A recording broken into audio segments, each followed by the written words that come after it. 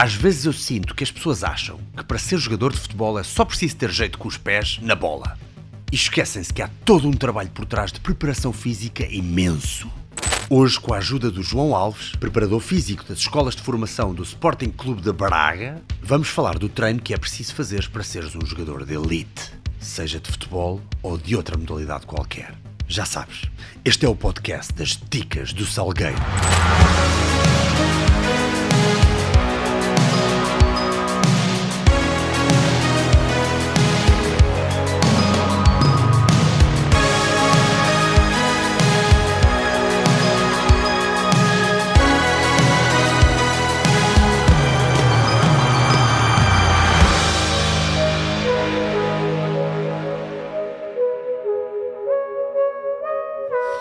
Johnny, eu vi aqui um vídeo que eu curti bué, que foi um amigo meu que me mandou no outro dia, sobre especialização precoce dos miúdos e não sei o quê. Eu acho que isto é um tópico sempre interessante. There's no such thing as an elite 8-year-old. A high performance 10-year-old or a professional 11-year-old. It doesn't happen. It just doesn't. It's not in my vocabulary. Please get it out of yours. My job from 1992 to the 2000 Olympics was to go around Australia and try and find and identify talented athletes, pull them into a high performance program and help to get the best out of them for the 2000 Olympics. And in spite of that, and trained as a physiologist, I can't tell you what your 8-year-old's going to do. I have no idea. I can't even tell you what sport they're going to end up. This year's basketball player is next year's footballer, is next year's butterfly swimmer, is next year's... So we don't know. We don't know. But I promise you, specialising them too early is a road to doom. É a estrada para o falhanço. Road to doom. Particularly with young kids. Not only that, don't worship physical talent. Physical talent is a poor indicator of long-term success. Don't be overwhelmed by the 11-year-old that's up against your 11-year-old. Don't be overwhelmed by that. And not only that, if that's your 11-year-old, don't get too excited about it. Take time to build character and values and virtues and integrity and respect and discipline. Uau. Pá, muito fixe, não é? Sim. Tu, quanto mais lidas, os jogadores com que tu trabalhas vão de que idades a que idades? Maioritariamente dos 18 aos 22. Pronto, obviamente já passaram esta fase, portanto estamos aqui à vontade para falar disto. Certo. Mas tu notas que se calhar alguns deles vêm para ti especializados demasiado cedo? Pode ser que haja aqui algum tipo de... Não sei dizer O que é que sentes em relação ao que este senhor estava a dizer? Sim, eu concordo com tudo o que ele disse, sem dúvida nenhuma. Eu acho que hoje em dia há muito aquela vontade, e principalmente quando eles são miúdos, às vezes a vontade nem é propriamente deles, às vezes até é muito dos pais. Não é? De terem o novo Cristiano Ronaldo, de serem o pai do novo Cristiano Ronaldo.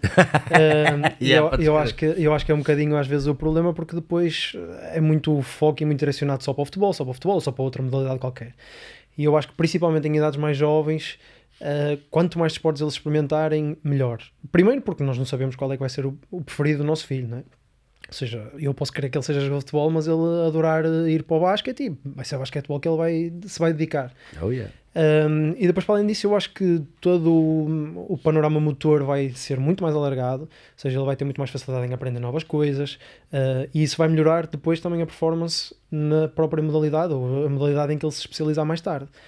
Independentemente de ter praticado 3, 4, 5 desportos e um até ser natação ou ginástica, que não tem propriamente grande relevância ou grande transfer para o futebol, mas em termos de padrão motor, em termos de coordenação motora, em termos de habilidades, em termos de skills, vai ser completamente diferente. Vai ser muito mais rico, muito mais rico. Sim.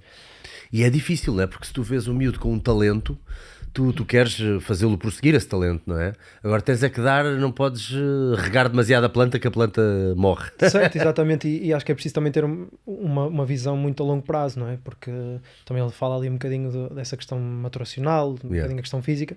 Ele falou mesmo no build character. Exatamente, ou seja, é prepará-lo para o futuro, porque um jogador profissional daqui a 15 anos vai ser começado se calhar a educar agora, quanto mais cedo melhor, mas em muito mais do que simplesmente a parte física, ou a parte tática, ou a parte técnica, também é muito o mindset, não é? Eu acho que também era um bocadinho isso que ele estava ali a tocar, porque hoje em dia ser um atleta profissional, de futebol ou de outra modalidade qualquer, também tem muito a ver com o mindset. E depois é aquela série, tu queres que ele seja bom aos 8 ou queres que ele seja bom aos 20? Tens que ir preparando convenientemente, mas é difícil não dar a mais. Há umas semanas atrás eu jantei com um amigo meu. Ele vai-me matar se eu disser isto agora, mas obviamente ninguém sabe quem ele é, pá, é um amigo meu, nem sequer é uma pessoa conhecida, tão pouco. E ele estava a dizer, o meu sogro acha que eu puxo demasiado pelo meu filho, porque eu acho que ele joga bem à bola e não sei o que mais. Eu assim, ok, porque é que o teu sogro diz isto? O que é que tu dizes ao teu filho? Não, pá, eu pus o gajo no futebol e eu acho que nem puxo assim tanto por ele, eu só digo, cada vez que vais para o campo tens que ser o melhor. Eu, foda-se, estás a falar a sério? Claro. Eu estou com o teu sogro, sabes que eu estou com o teu sogro, tens de é diferente de dizer. Não, o que eu quero dizer, ou seja, as palavras dele foram mal escolhidas. Exatamente. Porque o que ele queria dizer é de género, eu só quero que te esforces. Exatamente. Mas ele disse, eu quero que sejas o melhor. E eu, pá, não é a há mesma uma coisa. diferença, não é a mesma coisa. Esforça-te. Mas ainda assim tens 8 anos. O filho dele tem 8 anos. E é de género, diverte muito mais do que esforça-te. O que é que tu dirias? Anda para a frente assim uns 10 aninhos. E o jovem João, que agora tem 28, mas um dia vai ter 38, Exato. E se calhar já vai ser papá nessa altura, e o que é que tu vais dizer ao teu puto? Assim, eu acho ou que à tua filha? Acima de tudo, é perceber o que é que o meu filho ou a minha filha vão gostar. Pronto, é isso, não é? Portanto, acho que seria a prioridade. Eu acho que vais puxar por eles, Sporting do Braga, de início até ao fim. Não. Vai ser sempre o que ela preferir ou ele preferir.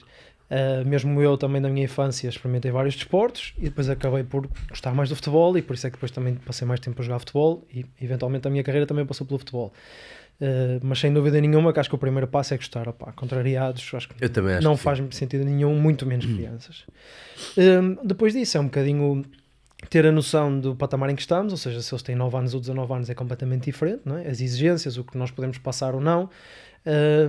E gostando, é esforçar-se ao máximo, é isso, é aprender, é estar sempre bem, correu mal, amanhã corre melhor.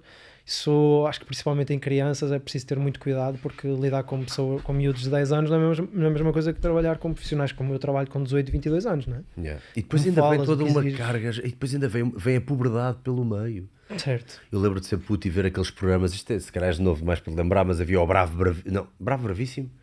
Era o Bravo Bravíssimo, sim senhor. A malta da minha idade vai se lembrar. Lembras-te desse programa ou não? Diz-te alguma coisa? Acho que não. Deixa lá ver se eu encontro aqui. Bravo Bravíssimo. Se viste, calhar. Eu acho que aquilo era... Eu dá-me ideia que eu ficar em Portugal também. É Bravo Bravíssimo. É, sim senhora. Claro. Que até o Salvador Sobral foi ao Bravo Bravíssimo. Então não conheço. Olha o Salvador Sobral o Novinho a cantar. Pronto, agora não ouvimos com som, mas basta olhar para ele. Isto é o Salvador Sobral, o da puto, estás a ver? Foi ao Bravo Bravíssimo. Está igual. Mas eu tenho ideia que este programa nasceu noutro país qualquer, não sei se é Bravíssimo, não sei se era italiano. E eu lembro de ver um puto ou outro, não, por acaso até foi cá. Lembro de ver um puto ou outro que tinha uma grande voz. E acho que era um puto que cantava fado. E eu, passado uns tempos, voltei a ver esse puto a ir a um programa qualquer daqueles da SIC, ou uma cena assim. Ele já tinha lançado CDs de fado, entretanto ele tornou-se tipo uma sumidade do fado. E no entanto, a voz dele estava diferente e estava bem pior. Claro. Porque ele tinha aquela voz, Rochinol, não sei o quê. E depois passava um bocado era tipo... Mas assim mais podre, como certo, a minha agora, certo. Pós-gripe. Não sei se é A, se é B, se é C. Mas que a malta logo, gripa. Ou 19, ou não sei. E o gajo alterou-lhe a voz toda. Eu assim, isto é que a puberdade destrói sonhos. Imagina que o puto na puberdade tinha grande coordenação motora, não sei o que, de repente dá um pulo e sai aquele tio holandês com 1,92m e o puto fica com os fémures gigantes. Sim, acontece. Acabou o seu agachamento forever. Acontece muitas vezes. Não é por aí. Mas sim, acontece muitas vezes, às vezes aquele pico maturacional, não é? Quando eles dão aquele salto, de repente parece que o corpo já não sabe onde é que está, e acontece, obviamente, uma descoordenação motora. É importante que nós saibamos quando isso acontece, não é? Ou seja, tentarmos precaver essas situações, porque ao estar mais descoordenado e ao ter um bocadinho menos noção dessa questão corporal, também a princípio o que vai acontecer é que vai diminuir a performance e poderá aumentar o risco de lesão, não é? E portanto é preciso saber com que tipo de atletas é que estamos a lidar, em que fase da maturação é que estão, ou seja, um miúdo de 14 anos e um miúdo de 18, o trabalho é completamente diferente, não é? Estava aqui a lembrar de um tópico interessante, que é qual é que é o físico ideal para um jogador de futebol? Hoje já tínhamos falado um bocadinho disto e nem sei o que é que vai sair primeiro, provavelmente o podcast vai sair primeiro, portanto depois sairá então o treino que fizemos juntos, que foi um treino, ainda estou aqui bem arrebentado das pernas, que este senhor fez-me um treino de velocidade, mudanças de direção, muito com base naquilo que ele dá aos jogadores de futebol. E é uma coisa que vamos fazer cada vez mais aqui nas dicas, não vamos só estar à conversa, vamos estar à conversa com pessoas especialistas nos seus campos, literalmente, né? Mas que depois dão-nos também um toque mais e fazemos um videozinho em que eu próprio experimento algumas das suas modalidades, alguns dos exercícios, para poder passar um bocadinho esta informação em jeito de vlog. É um vlog de treino em que há muita conversa também, mas há muita prática para as pessoas verem tudo aquilo que foi falado no podcast em prática.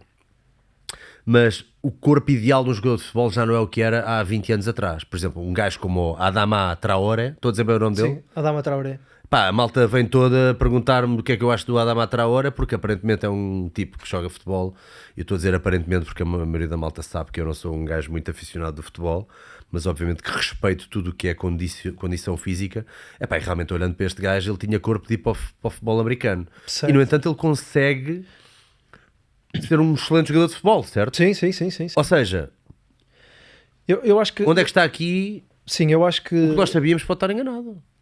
Sim e não, ou seja, eu acho que não se deve olhar para o caso do Adama Traoré e pensar que ele é bom jogador de futebol, apesar de, não é? Acho que a maneira de pensar, acho que está errada assim. Excelente, pô. Da mesma maneira que eu não olho, por exemplo...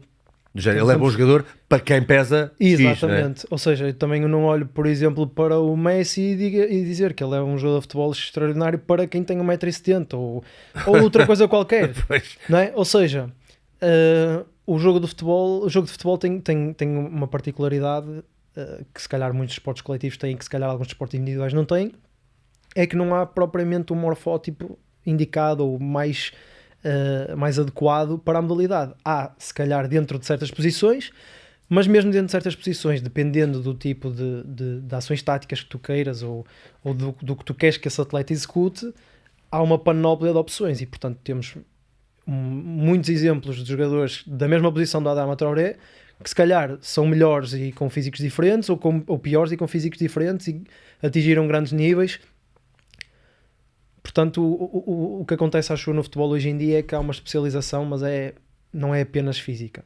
Ou seja, obviamente que sendo jogador de futebol vais ter que saber correr, acelerar e travar forte, mudar a direção muito rápido. Coisas que são transversais a qualquer posição, não é? Fazer sprints. Yeah. Agora, há muito mais para além da parte física, da componente física, não é? Eu diria que se calhar a parte física no futebol, um quarto da performance total, diria eu, mais ou menos, até há estudos sobre isso, mas é mais ou menos isso. Ou seja, há todos os outros 75% que funcionam com corpos mais musculados, menos musculados, com corpos de 2 metros e corpos de 1,70m. E portanto o Adama Traoré, se calhar por ser um exemplo um bocadinho mais fora da caixa, menos comum, por ser muito hipertrofiado, muito forte, mas por causa disso também ajuda, muito explosivo, porque ele consegue pegar nessa massa muscular toda que tem e manter a potência, não é? Não há nada mais fixe do que ver, a meu ver, não é? E eu sou uma pessoa acérrima, sou muito fã, apesar de não andar a seguir ultimamente, até porque os jogos são tão tarde e depois estar a ver em diferido não me dá a mesma pica, mas numa altura em que era mais notívago, sem dúvida alguma, via muito o NFL. E sempre me fez uma confusão / entusiasmo ver malta com 100 kg para cima a correr quase tanto como malta de 75. E isso para mim faz muita diferença, dá-me muita satisfação ver que é possível ser um atleta híbrido, um atleta tão forte quanto rápido, ou tão forte quanto resistente e ágil. Quer dizer, acho que há várias características físicas que são importantes. Então tu dirias que consoante a posição há um tipo de corpo se calhar mais paradigmático. Sim, em algumas posições um bocadinho mais, por exemplo, os guarda-redes normalmente são os mais altos da equipa. Pois, convém ter um ganda reach, não exatamente, é? Não é por causa da questão das bolas aéreas, ou seja, tem que chegar lá primeiro que os outros todos, não é? E portanto, por norma, não é que não haja, ou seja, há obviamente guarda-redes um bocadinho mais baixos, do que não precisam ter 1,95m todos, não é? Que altura que tinha o Higuita, mas é alguma, lembram daquele grande Higuita que o gajo estava sempre a fazer. Sim, mas nós temos exemplos portugueses de jogadores profissionais que fizeram que fizeram carreiras e tinham, sei lá, 1,80m, 1,80m e pouco, ou seja, valiam-se fazer por outras características físicas que não a altura, mas obviamente que é algo que é preponderante na posição, por causa das ações que são necessárias para defender bolas. Quanto maior a abrangência tiveres, em princípio mais depressa chegas às bolas, e portanto são certas características que tu precisas, mas ao mesmo tempo não necessariamente, não é? Ou seja, isto é o bom do futebol, que é, também temos centrais baixos, centrais mais altos, temos extremos que são muito rápidos, outros que não são tão rápidos e que fazem outro tipo de ações. Temos pontas de lança, por exemplo, temos aí o Peter Crouch e o Agüero, se quiseres, por exemplo, pôr como exemplo, não é? Um era completamente diferente do outro. Eu escrevo aí Peter Crouch. Peter Crouch, se calhar vou meter aqui, como é só para ver a fisionomia, vou meter aqui no Google. Sim. Peter Crouch. Eu sei que é alto Peter e Crouch, magrinho, não é? Exatamente. Estás a ver? Até poderá ter aí a altura, ou seja, 2,1 m. Foi um jogador profissional, quer dizer, bons clubes, não é? Está a ver aí uma imagem do Liverpool, por exemplo. E depois, se puseres, por exemplo, se calhar o Kun Agüero é completamente diferente, ou seja, são duas posições iguais, dois atletas profissionais de futebol e com fisionomias completamente diferentes. Os bracinhos, olha os bracinhos de esparguete. 2,1 m. Desculpa, qual era a posição dele? Kun Agüero. Era ponta de lança. Ponta de lança. Olha o tamanho do gajo. O gajo tem aqui 1,90m e muito, pai. 2,1 m, tinha há bocado ali. 2,1 m? Sim. Holy fuck. Eu não sabia que era tão alto. Já tinha pai 1,90m. Tem a beira do Kanté, que também é baixinho, mas de qualquer maneira, se quiseres experimentar meter aí o outro, Agüero. Agüero. É isto? Sim. É do Barcelona? Sim, já jogou lá. Já tem um corpo mais tipo o meu. Seja mais baixinho, um bocadinho mais entroncado, exatamente. Se puseres ali, se calhar sem ser imagens, é capaz de aparecer a imagem, a altura dele. Deixa eu lá ver. 1,73 m. Ou seja, são quase 30 cm de diferença. Sou tipo eu em jogador da bola. Exatamente, 28 cm de diferença e portanto... Com a mesma posição. Exatamente. E os dois excelentes no que fizeram, foram os dois profissionais. Quem é que era melhor? Se fosse para a tua Fantasy League, escolhias qual? Eu gostava mais do Agüero. Estás a ver? É um estilo de jogo diferente, claro. Mas... Porque também é um bocadinho mais o Guita fez aquela defesa. Porque o gajo fez este show-off, não é? Há bocado estava aqui a mostrar. Eu estava a pensar, por que raio que um gajo haveria de fazer esta merda? Isto foi pré-YouTube. Porque raio é que o gajo... Isto foi pré-TikTok. Porque raio é que o gajo haveria de querer fazer aquilo? Eu era assim meio maluco. Então tu dirias que, pois, mesmo essa tendência ou essa característica típica dos jogadores de determinada posição, já isso está assim um bocadinho subvertido, porque o que interessa é eles jogarem bem. Certo, o que eu quero dizer é que, obviamente que a parte física é importante, mas não é o bolo todo, não é? Ou seja, tu consegues ter físicos completamente diferentes e serem os dois bastante bons e ter uma performance bastante alta no mesmo desporto e mesmo na mesma posição. Eu costumo falar o exemplo também daquele gajo do Ross, já aqui foi falado no outro podcast, mas já agora eu gosto muito de dar estas referências, que é para a malta ir vendo pessoas interessantes de seguir, por isso é que eu não tenho problemas nenhuns em perder um bocadinho mais tempo a mostrar aqui estas coisas. Este Ross Edgley, não sei se tu chegaste a reparar no que este gajo fez. Este gajo nadou à volta da Grã-Bretanha, foi das coisas mais incríveis que alguém fez na vida. E o gajo tem este caparro. Aliás, ele agora até vou mostrar aqui um vídeo onde ele está bastante seco. Ele não estava tão seco, estava mesmo pesadão. O gajo é gigantesco, o gajo não é tudo menos um gajo pequeno. E tu se calhar pensarias que um nadador, não que os nadadores sejam pequenos, não é por aí, mas certo, nunca pensarias que estaria tão atrofiado, não é? E é um gajo bastante forte mesmo, que fez então esse feat. E também há aqui outro documentário do gajo que é ele a nadar a nadar o lago Loch Ness, onde aquilo atinge temperaturas muito, muito abaixo, não é? De zero, e o gajo a dizer que as dificuldades eram essas. E como vês, olha, aquele bração, o gajo parece uma foca, estás a ver, uma foca musculada. Isso seria quase de pensar que um gajo daquele tamanho não aguentaria um feat destes. Certo, mas se calhar ao mesmo tempo, se fosse posto à prova com nadadores olímpicos a fazer, por exemplo, 100 metros, ou pois, seja... levava cá vazio. Exatamente, ou seja, pegaste até num bom exemplo, que é, os nadadores têm, apesar de terem uma variação de corpo, há vantagens em ter, por exemplo, pernas mais pequenas e o tronco maior, em ter uma envergadura grande dos braços, ou seja, são vantagens anatómicas e físicas que depois podes aproveitar para a tua modalidade, não é? E aí, se calhar, sendo um desporto individual um bocadinho mais específico, Tu consegues ter essas vantagens e, portanto, se não tiveres essas características vais ter mais dificuldade, ponto. E no futebol eu acho que isso não acontece tanto. Ou seja, tu não te podes limitar tanto, ou seja, não há tanto limite pela parte física. Nós ouvimos muitas coisas feias e eu acho que é um bocado preconceito por causa daquelas coisas que passam na televisão, de ver os treinos mais descontraídos dos jogadores em que eles estão a jogar à rabia e fazer coisas mais soft. E depois nós temos muita mania de dizer os nossos jogadores não têm preparação física, olha pelos todos mortos no final do jogo e não sei o quê. Há muito esse treinador de bancada com essa conversa de merda.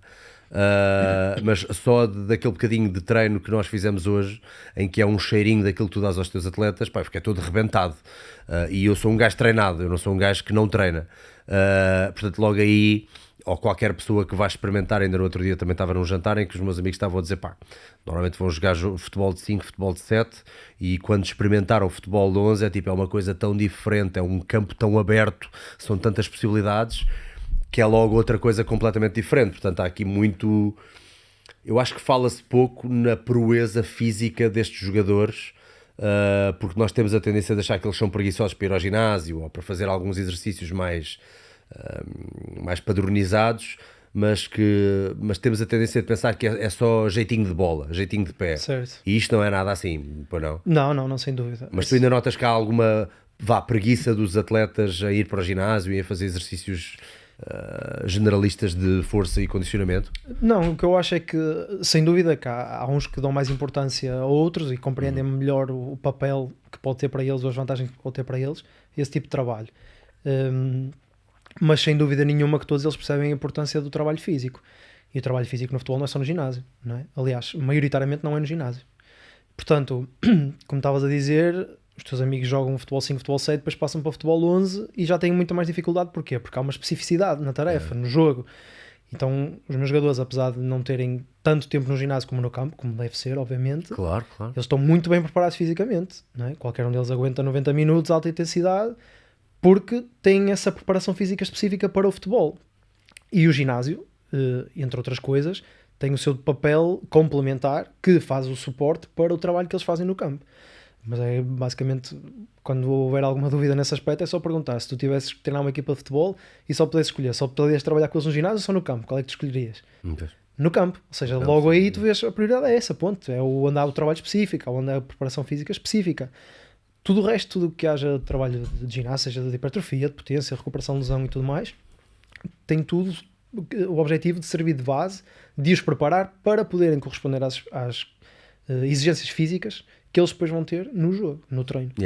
E obrigado pela tua abertura, porque tu mostraste aqui, trouxeste uns slides que já vamos mostrar, em que tu mostras mesmo o tipo de trabalho que vocês fazem consoante o dia da semana. Eu acho que isto é muito importante, até para a malta mais nova ver, ou para os pais que têm então interesse, ou que veem os filhos interessados a partir de uma determinada idade no futebol, saberem que o trabalho da preparação física é uma coisa muito, muito importante, e que só com trabalho é que lá chegam.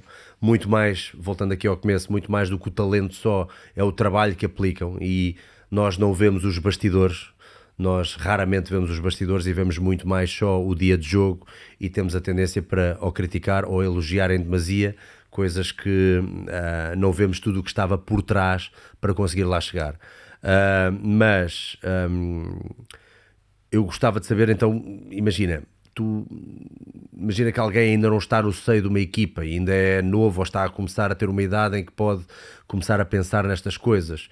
Não sei bem que idade é que seria, se calhar 13, 14 anos, ou se calhar um bocadinho mais cedo, porque eles apanham-nos logo bastante cedo, não é? Sim. Mas como é que tu dirias a alguém para começar a pensar no seu futuro e no seu hardware, a trabalhar o seu corpo, para estar apto não só para futebol, mas para desportos que possam requerer então esta preparação física? Dirias para começar a ir ao ginásio, para fazer exercícios de peso corporal, para onde é que tu ias? Assim, eu acho que se estivéssemos a falar de idades entre 13 e 14 anos, ou seja, em princípio, antes do pico da puberdade, não é? O chamado PHV, eu acho que faria sentido as pessoas ignorarem tudo o que seja adaptações ou adaptações musculares, ou seja, hipertrofias, essas coisas todas, porque vai ser um trabalho infrutífero.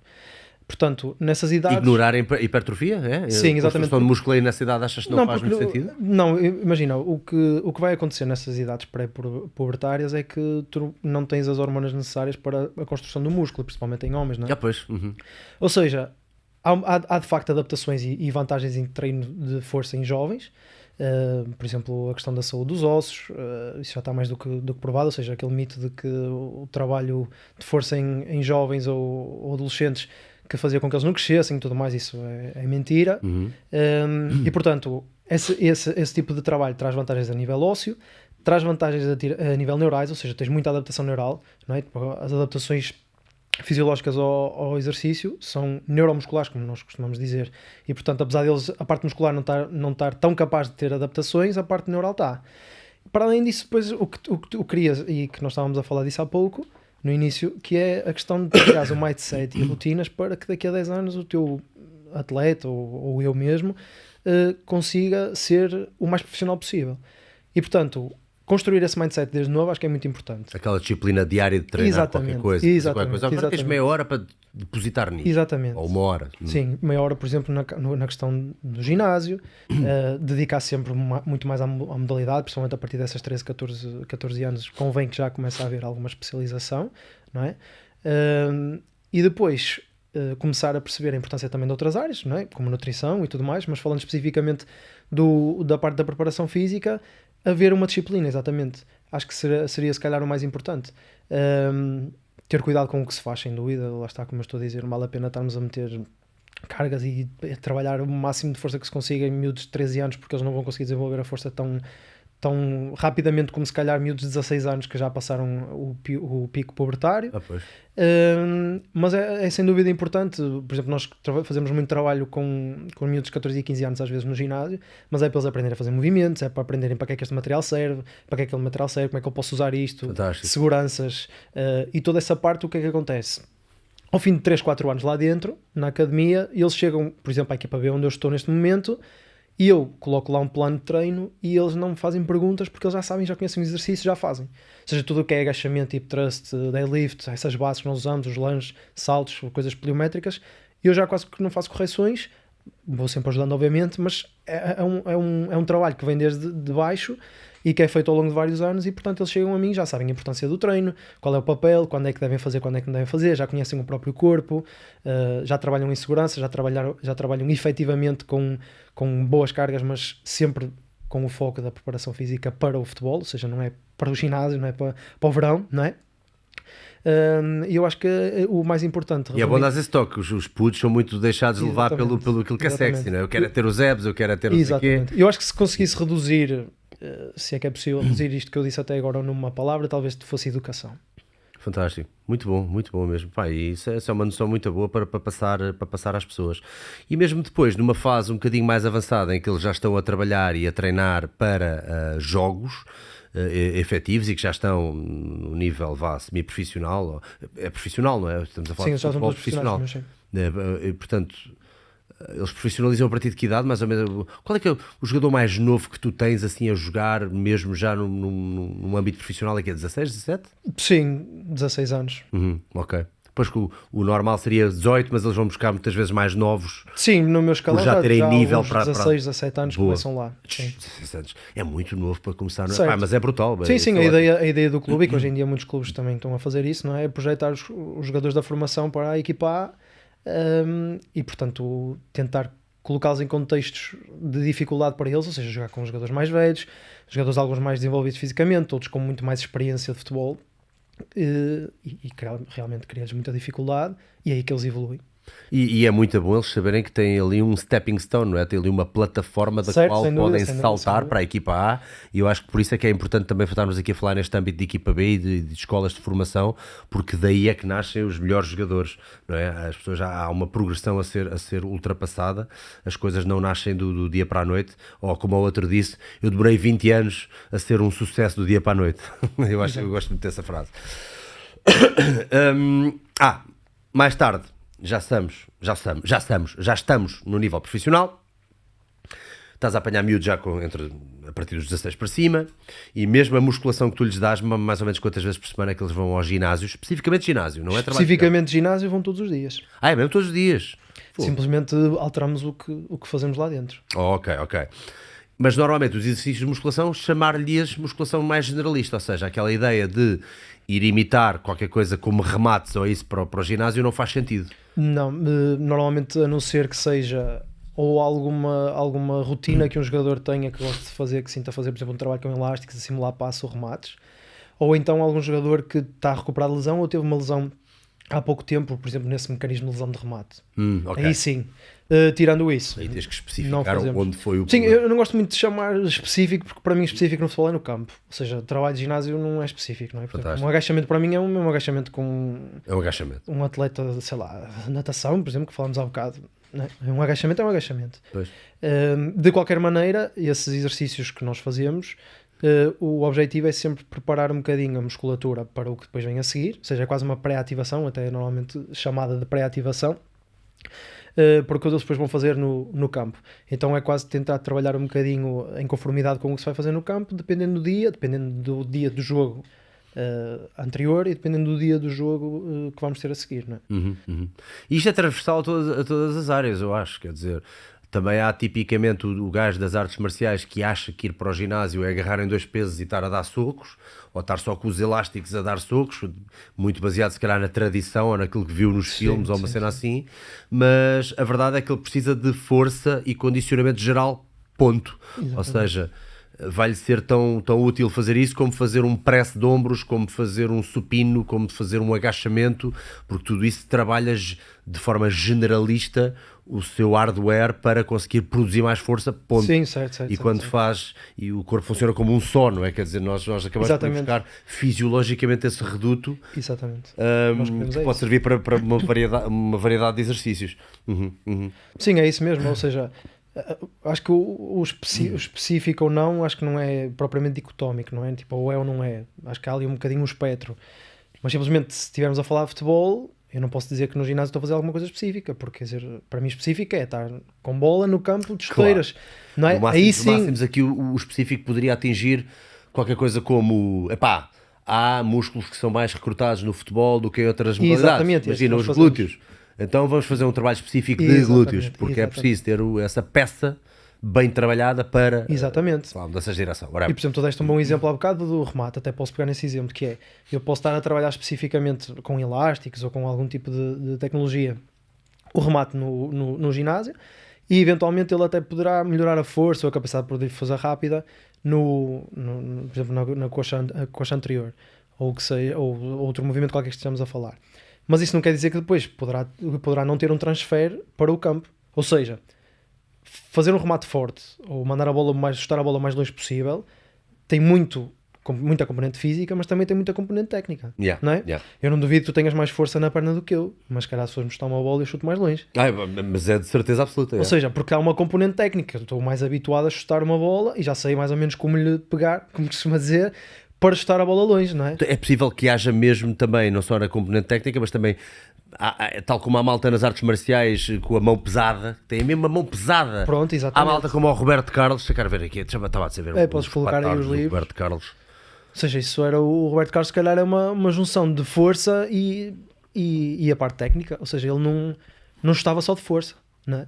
Porque, por exemplo, nós vemos aí, é um gol famoso dele. Ai mãe, que isto é eu pensei que ia passar o livro direto que ele tem, é capaz de aparecer noutro vídeo. Que animal. Mas pronto, de qualquer maneira, qual era o objetivo dele? O objetivo dele era marcar gol, ou seja, não é chutar a bola o mais forte possível. Ou seja, isto não é um gajo, apesar de ele ter uns quadricípios incríveis, sim, o vasto interno dele é tão... Ai meu Deus, sem dúvida nenhuma. Mas...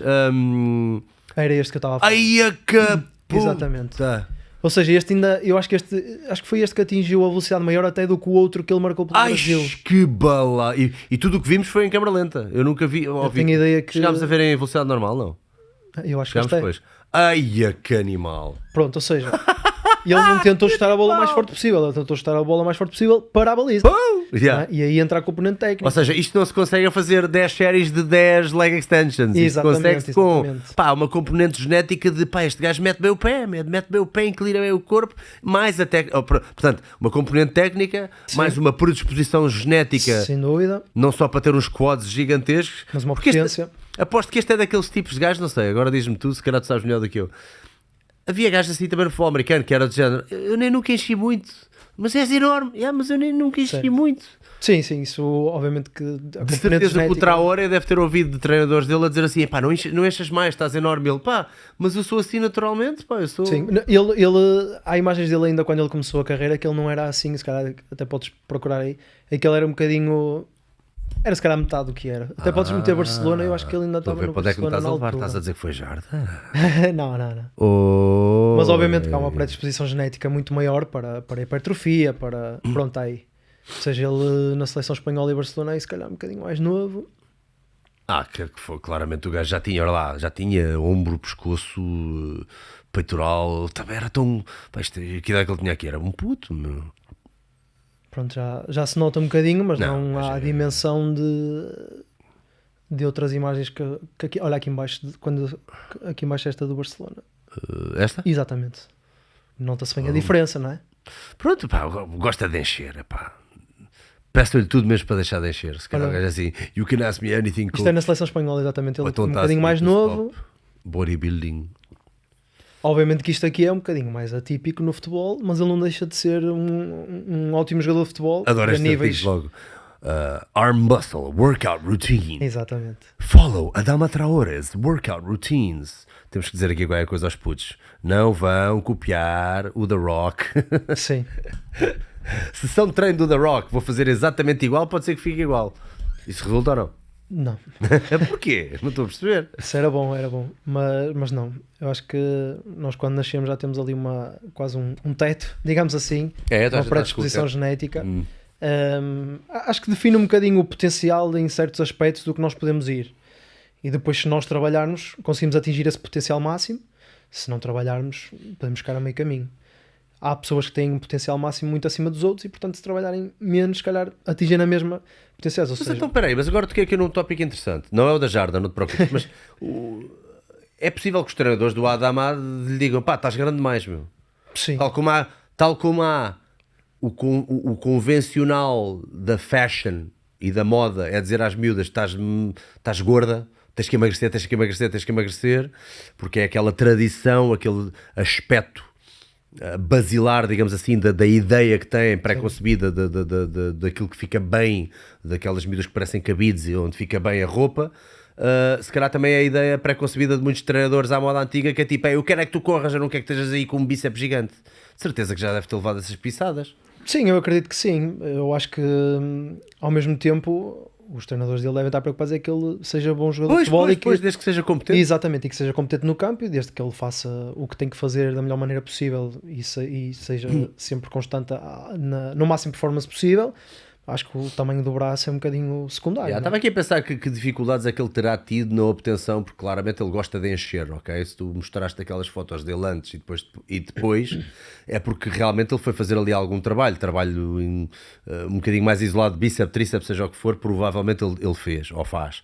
E de certeza absoluta que deve ter levado algum backlash com isso, ou que alguém lhe terá dito alguma coisa, ou então será que fomentaram do género, deixa cá ver até que ponto é que este gajo pode ser a nossa noção de que as coisas estão a mudar e que realmente precisamos de alguém mais corpulento para aguentar ali o forte. Qual é que é a posição dele? Já agora, desculpa ser tão... Ele é extremo, normalmente, ou seja, aqueles que normalmente jogam um bocadinho mais na ala, são um bocadinho mais rápidos, bolas em profundidade, por norma. Já viste, ainda por cima, mas mesmo aí dentro dessa posição pode haver características diferentes. Por exemplo, nós temos o Bernardo Silva, se calhar aproximadamente a mesma posição, e que fisicamente não tem nada a ver com ele, e em termos de características táticas também não, ou seja, não lhe pedem a mesma coisa a ele e ao Adama Traoré, de certeza absoluta. Não? Pois. Mas em relação ao Adama Traoré, eu acho que, exato, eu não consigo dizer o que é que lhe dizem ou não dizem, mas eu acho que não se deve olhar para ele de género, como eu disse há pouco, e ele conseguiu ser um ótimo jogador de futebol, apesar de, mas também não podemos dizer que ele conseguiu ser jogador de futebol porque, não é? Obviamente que ele sempre fez valer das suas valências físicas. Ou seja, ele com este poderio físico, a parte de explosão, a parte de bolas em profundidade, sprints, mesmo os choques, obviamente tem muita vantagem, não é?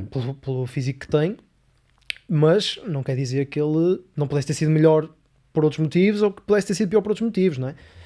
Portanto, eu acho que não podemos olhar para a parte física ou a componente física e o cabedal, como estávamos a falar, de forma tão taxativa para a performance. Exato. Vamos olhar aqui um bocadinho para os slides que tu me trouxeste. Trouxeste aqui um slide muito interessante, então, onde vemos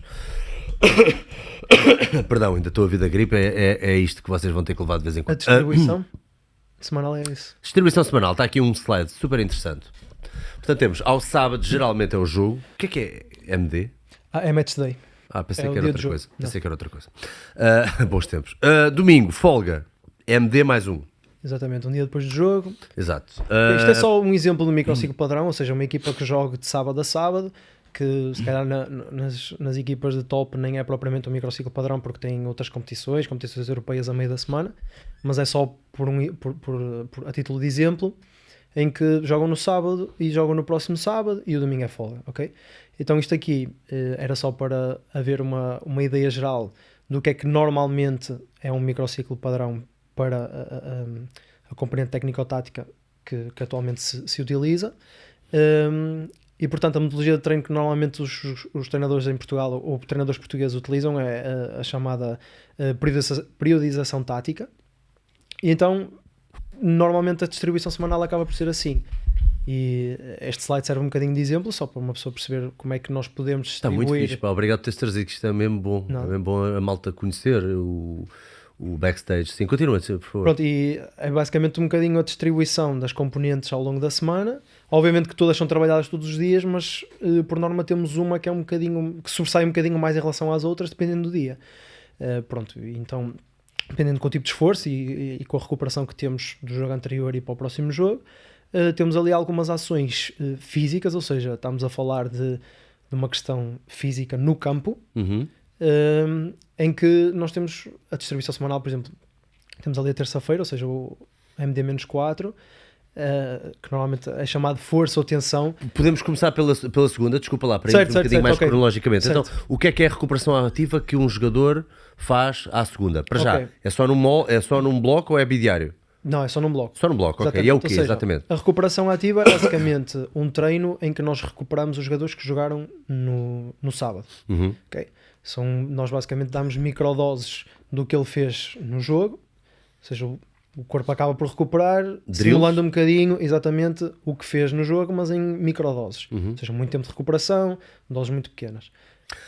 Por haver microdoses disso, também há componente técnica no sentido de, olha, tens que fazer melhor isto ou tens que fazer melhor aquilo, ou não, nem sequer os cansam? Não, normalmente nesse dia não há muito feedback técnico nem tático, a não ser que haja mesmo uma outra coisa que seja importante corrigir no momento, mas por norma não há. O importante é mesmo só que eles recuperem, ou seja, uma recuperação ativa, e ao mesmo tempo compensamos um bocadinho a carga de quem não jogou, ou seja, os outros têm um treino diferenciado, um bocadinho maior, um bocadinho mais exigente, um bocadinho mais com componente física maior, para tentar equilibrar um bocadinho as cargas de quem não jogou no sábado. Pronto, e depois na terça-feira já voltamos todos a treinar normal, em princípio, se toda a gente já estiver totalmente recuperada. E então aí normalmente nesse treino é quando nós fazemos espaços mais curtos, espaços mais reduzidos, ou seja, é tudo muito à base de acelerações, muitas travagens, muita componente excêntrica, ou seja, os espaços são reduzidos e acaba por ter uma intensidade curta muito grande, e portanto o tempo de exercitação também é curto porque depois começa a entrar ali uma fadiga muito, muito rapidamente. Tens mais ou menos uma noção, pronto, no campo é mais fácil, mas tens mais ou menos uma noção o que é que tu chamas de espaço curto, é sei lá, 5 metros para a frente, 5 metros para o lado, coisa assim. Se calhar um bocadinho mais, depois também depende do número de jogadores que estão ao mesmo tempo dentro do exercício, ou seja, o espaço curto, se puseres 5 para 5, 5 metros por 5 metros, se calhar é um espaço curto para estares 1 para 1 dentro. Mas se calhar se fizeres 10 para 10 já não é um espaço curto, já tens que meter 2 para 2 ou 3 para 3, estás a perceber? Ou seja, depende sempre também um bocadinho do número de jogadores. Mas sim, à volta se calhar para uma referência assim um bocadinho generalista entre os 10 e 20 metros por 10 e 20 metros. Ok, eu jogava que aqui era trabalho mais individual de força. Não. Eu estou a dizer no campo, treino. 1 para 1. Treino, exatamente. Treino. Ou por exemplo, é um dia em que nós às vezes fazemos 1 para 1, ou 2 para 2, situações de 1 para 1, 2 para 2, ou seja, coisas muito curtinhas. Então desculpa, mas neste dia é bidiário? Não há nenhum bidiário. Não há nenhum está bidiário. exemplificado nenhum bidiário. Então, Ou seja, isto é quando tu dizes força, o que está abaixo é o que chamas de força. Exatamente, certo? ou seja, Okay. normalmente é o chamado ou força ou tensão, o dia de força ou o dia de tensão. Yeah. Normalmente usa-se esses dois termos. Mas tu disseste que eles vão ao ginásio todos os dias e isto aqui parece-me trabalho de campo. Não, isto é campo. O slide de ginásio está a seguir. Desculpa. Jogava que estava aqui tudo. Okay, Não, sorry. foi aqueles que vimos a seguir. Então isto é só basicamente a base, não é? Ou seja, o que eles vão fazer no campo, que é o que é prioritário. Depois no treino de quarta-feira, ou seja, o chamado de resistência ou duração, em que já temos espaços maiores, já temos um tempo de exercitação mais longo, aí já estamos a trabalhar um bocadinho. Já que é metade do campo. Sob fadiga, sim, metade do campo ou mais. Ou mais. Sim, daí para a frente, se calhar diria eu. E pronto, é o dia em que há mais distância percorrida, por norma, já são os passos maiores e o tempo de exercitação mais longo, como eu disse. E depois no dia seguinte, normalmente é o dia de velocidade, ou seja, nós já temos aqui um bocadinho a aproximação ao jogo, já temos aqui estímulos muito explosivos e máximos, mas o tempo de exercitação é curto e o tempo de recuperação é longo. Okay? Aqui nós já temos tempos de exercitação muito mais curtos e o tempo de recuperação é muito mais longo. Normalmente também espaços grandes, porquê? Porque nós temos que dar tempo para que ele consiga atingir velocidades grandes, não é? Velocidades máximas. E pronto, são ações a grandes velocidades, como diz ali. Bom, depois na sexta-feira tu tens o treino o treino em Zoom, que normalmente... Desculpa, estávamos aqui... Sim, está certo. Agora na sexta-feira, que é o dia anterior, e que normalmente é um bocadinho aquele trabalho de reação. Às vezes fazemos assim umas brincadeiras, uns jogos um bocadinho mais lúdicos, em que tu tens alguma reação, mas é não muito pela componente física, percebes? Ou seja, um bocadinho aquele trabalho de para reagir a um estímulo, ter que mudar de direção rapidamente, ir para um dado local ou fazer uma determinada ação e termina.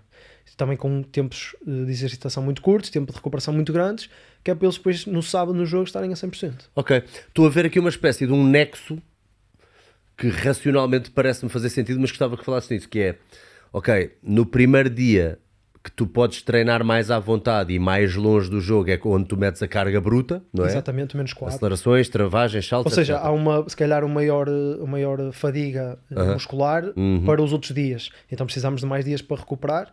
Ok, o sistema nervoso é um bocadinho mais agredido nesse dia e portanto precisa de mais tempo de recuperação, principalmente pela componente excêntrica. Na quarta-feira depois resistência, ou seja, a duração, um bocadinho mais cíclico, um bocadinho mais tempo de exercitação.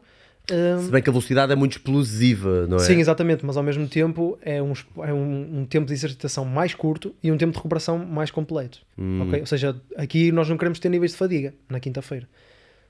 Agora, porquê trabalhar então esta parte mais neural e mais cognitiva, digamos assim, da reação tão próximo do jogo? É para o mindset já estar mais direcionado e especializado? Fazer um bocadinho o efeito tapering, ou seja, baixar ali a carga para que haja uma recuperação dos 3 dias mais exigentes para que no dia seguinte estejam a 100%. É normalmente onde se calhar há uma componente assim um bocadinho mais tática, ou seja, coisas que são muito pouco físicas e mais táticas, mais componentes, ou seja, fazer os últimos ajustes para cuidado com isto, relembrar isto, amanhã o adversário faz isto, precisamos de fazer isto, coisas desse género. Ou seja, é um tempo de treino curto, os tempos de exercitação são curtos, os tempos de recuperação são grandes, há muito mais feedback, ok? Exatamente porque não é suposto ser cansativo. Muito bom. E metes bola em todos estes treinos? Sim. Isto maioritariamente são... maioritariamente não. Todas as ações que eu estou a dizer ali são incluídas nos exercícios técnico-táticos, ok? Portanto, a minha parte, entre aspas, ou seja, a parte inicial do treino, que normalmente sou eu responsável, é que tem que ir de encontro às componentes que eles depois vão treinar. Então tu dás a parte inicial, depois passas ao head coach... Exatamente, e aos treinadores adjuntos. E eles depois vão brincar com eles ou que tiverem que brincar, salvo seja. Sim, exatamente. Mas garantindo que eles já estão preparados fisicamente para aqueles estímulos que eles vão sofrer. Ou seja, se eu tiver 1 para 1, obviamente que a parte física não é o essencial, porque o ideal é que eles sejam competentes a fazer 1 para 1, senão retirávamos a bola e eles só faziam ali as acelerações, mas eles têm que estar preparados para isso, têm que já ativos e já com uma componente mais específica de ativação.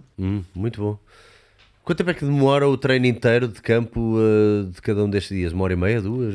Normalmente não, é assim, claro que isto depois também varia um bocadinho de preferências, treinadores, e dia para dia, mas normalmente o treino maior é neste caso o de quarta-feira.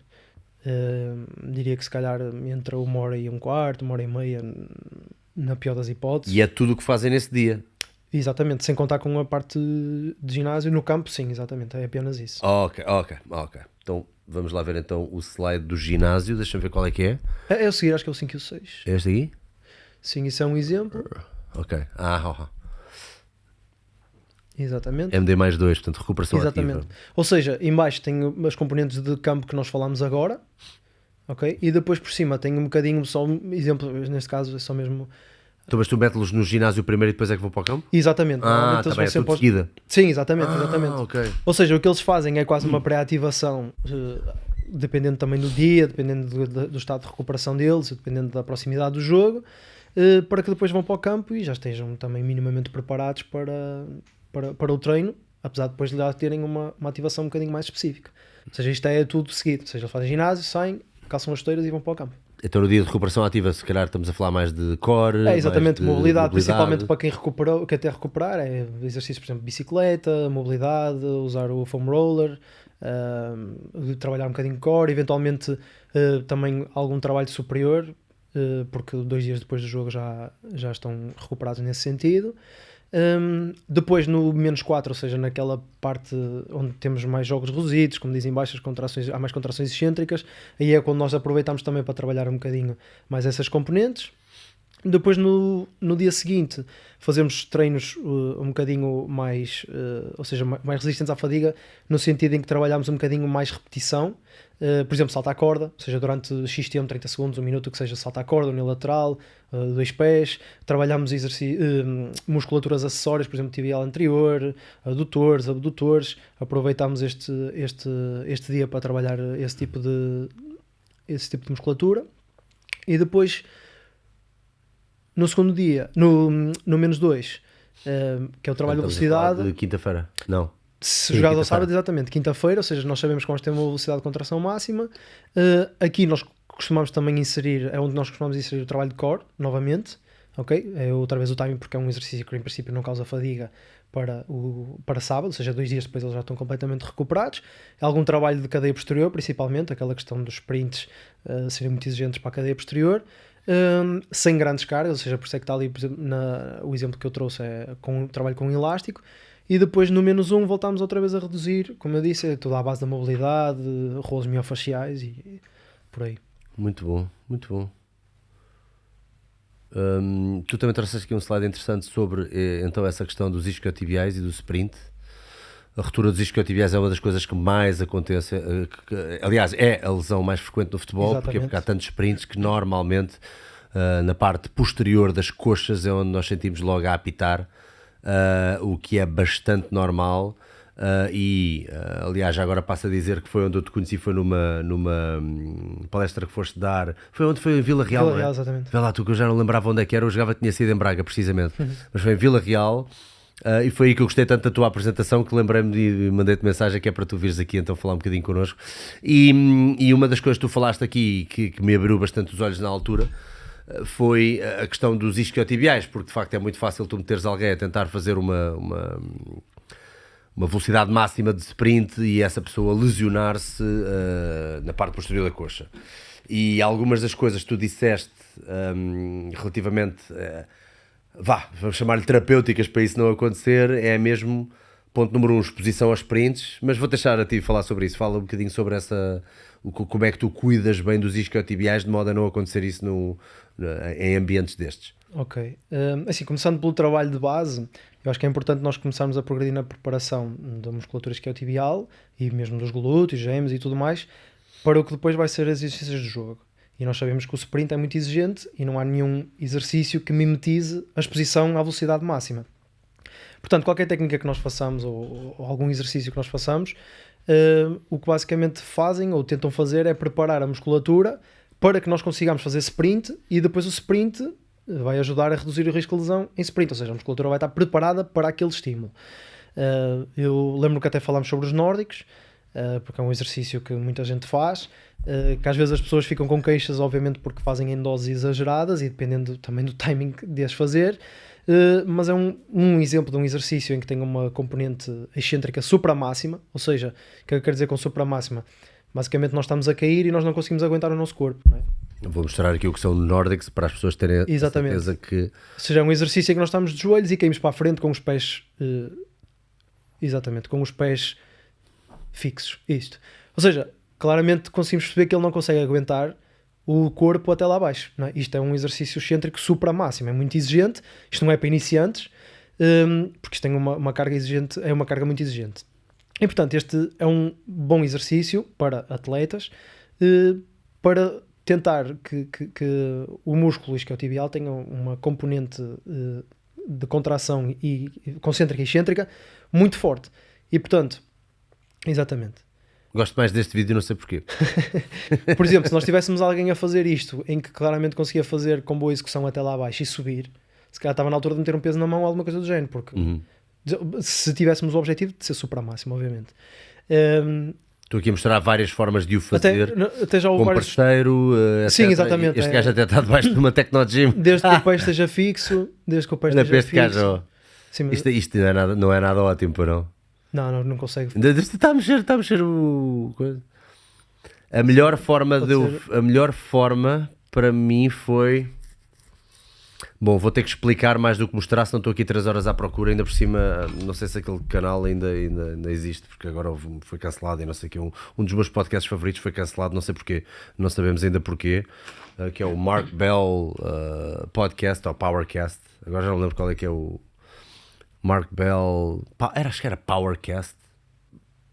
Pronto, o podcast do Mark Bell foi cancelado e era aí que ele tinha mostrado uma vez, que é, tu colocaste no banco e colocares o cinto de musculação, principalmente aqueles cintos que são um bocadinho mais flexíveis, à volta dos teus, neste caso do teu tendão de Aquiles, digamos assim, ficas com os pés de fora, mas estás preso, prendes bem os teus pés e depois desces devagarinho, porque de facto aí consegues, e os teus joelhos até estão mais ou menos protegidos porque o banco tem um bocadinho de padding, não é? Exato. Portanto, foi a melhor forma que eu consegui fazer até agora, sem ter que estar a meter uma barra com discos e com aquela coisinha para proteger os calcanhares. Portanto, já vi isso a ser feito. Já agora, se eu conseguir encontrar.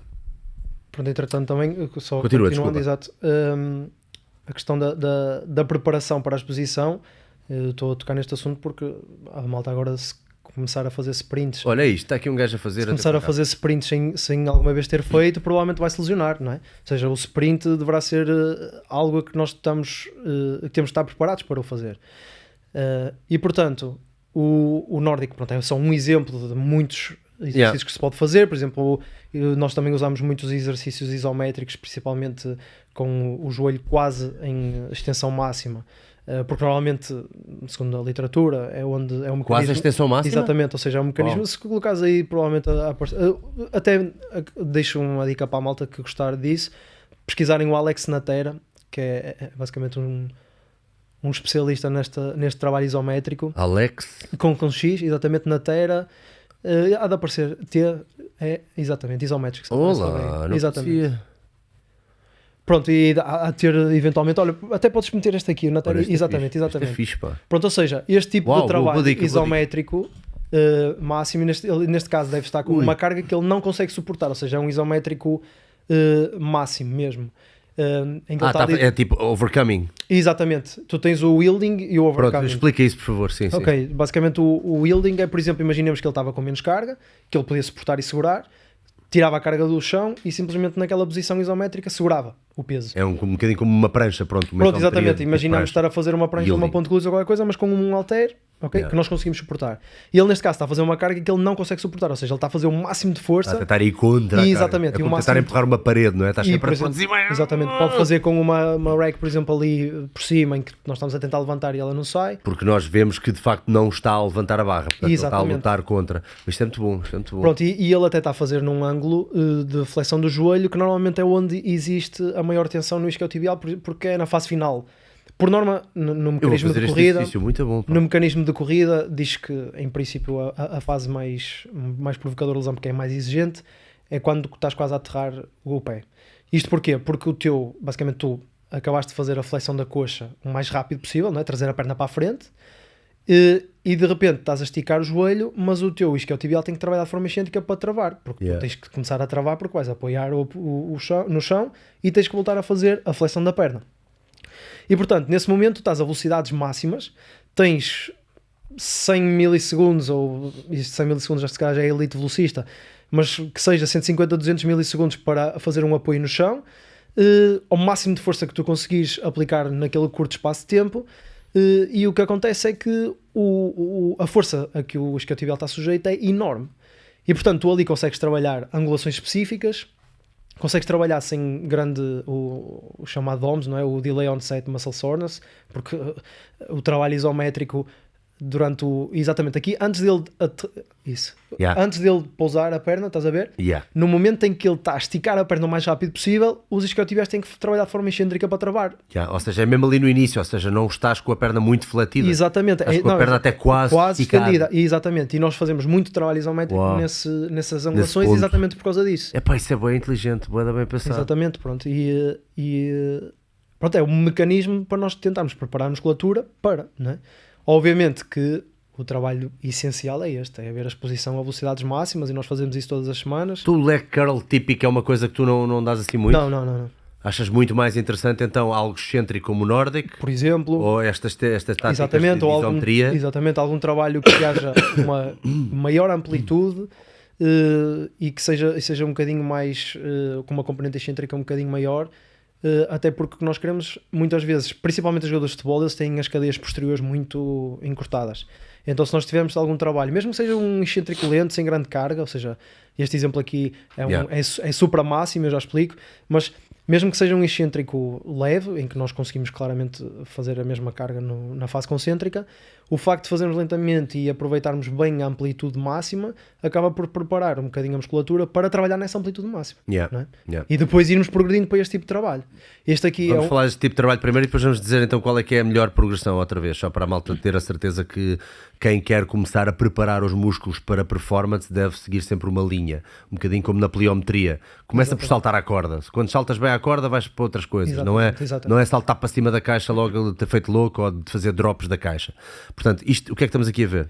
Ok, o que o atleta está a fazer basicamente é um leg curl isoinercial. Isoinercial porque aquele flywheel é uma tecnologia que basicamente acumula a energia que tu fazes concentricamente e depois devolve-te excentricamente. Não é dependente da gravidade. Isto foi inventado, não sei se a título de curiosidade. Ou seja, dificulta mais a fase excêntrica. Sim, exatamente. A título de curiosidade, isto foi inventado para os astronautas. Porque na ausência de gravidade isto trabalha a mesma coisa. Não sabia. Pronto, e então, basicamente o que ele está a fazer aqui, que não é assim muito notório, mas eu explico, que é ele está a puxar com as duas pernas na fase concêntrica, o máximo que consiga, e depois deixa aguentar só com uma. E agora tira a outra, repara que ele está com uma mais abaixo. Exatamente. A direita, neste caso dele, a de lá, não está a descer. Só está a fazer força com a esquerda para descer. E portanto é uma carga que ele não consegue aguentar, mas ao mesmo tempo ele está a fazer ali a força máxima, a tentar travar a máquina, mas a máquina vence, neste caso. Dificulta-lhe. Exatamente. Isto é um exercício também um bocadinho já mais exigente, tal como os nórdicos, que não é propriamente para amadores ou para malta que não é treinada. Então vou pegar então no exemplo dos isquiotibiais, mas malta, fiquem sabendo que podem transportar este exemplo para várias outras coisas, porque há sempre uma progressão. Certo. Alguém que tem os isquiotibiais virgenzinhos. Qual é que é a primeira coisa que se eu quero chegar a este patamar de evolução deste jogador que estava a fazer já esta versão mais difícil para preparar e que já deve ter uma exposição ao sprint também muito interessante, qual é que é, então, por onde é que eu começava? Sim, eu diria que para começar o mais básico dos básicos é trabalhar um bocadinho na amplitude, mobilidades dinâmicas e tentar servir-se desses exercícios para a base de aquecimento e progressões, ok? E porquê? Dá-me exemplos. Por exemplo, simplesmente estamos de pé e levantar a perna o mais rápido possível, ou fazer, por exemplo, lunges simples sem carga, em que vamos tentando abrir um bocadinho a amplitude, progredindo, por exemplo, os lunges para o Bulgarian Split Squat. Por exemplo, exemplos de progressões em que vão começar a exigir mais à cadeia posterior uma amplitude e um trabalho de força numa amplitude maior. Ok. Isto para já, tudo muito controlado, ou seja, a carga excêntrica é muito controlada e muito lenta, a fase concêntrica um bocadinho mais rápida. Acabamos por também trabalhar aqui e possivelmente, caso haja necessidade, um trabalho de hipertrofia, ou seja, aumento da massa muscular, para que depois seja aproveitada para este tipo de trabalho e o trabalho seja mais eficiente. O trabalho isométrico é um trabalho seguro, por norma, é um trabalho que não causa dor, não causa desconforto. Acabamos também por estar a trabalhar intensidades máximas, principalmente no overcoming. Por exemplo, quando nós temos, se calhar mais para a malta do futebol, mas quando nós tivermos microciclos um bocadinho mais apertados, é uma boa maneira de nós trabalharmos força. Isto porquê? Porque na fase concêntrica e excêntrica provavelmente há uma exigência maior e um sentimento maior de fadiga muscular, aquele sentimento de inchaço e eventualmente alguma dor retardada ou DOMS, como falámos há bocado. E a isometria permite-nos trabalhar na mesma intensidades máximas, uma produção de força muito alta, mas sem essa parte concêntrica e excêntrica, o que não vai provocar tanta lesão muscular como a fase concêntrica e excêntrica, principalmente excêntrica.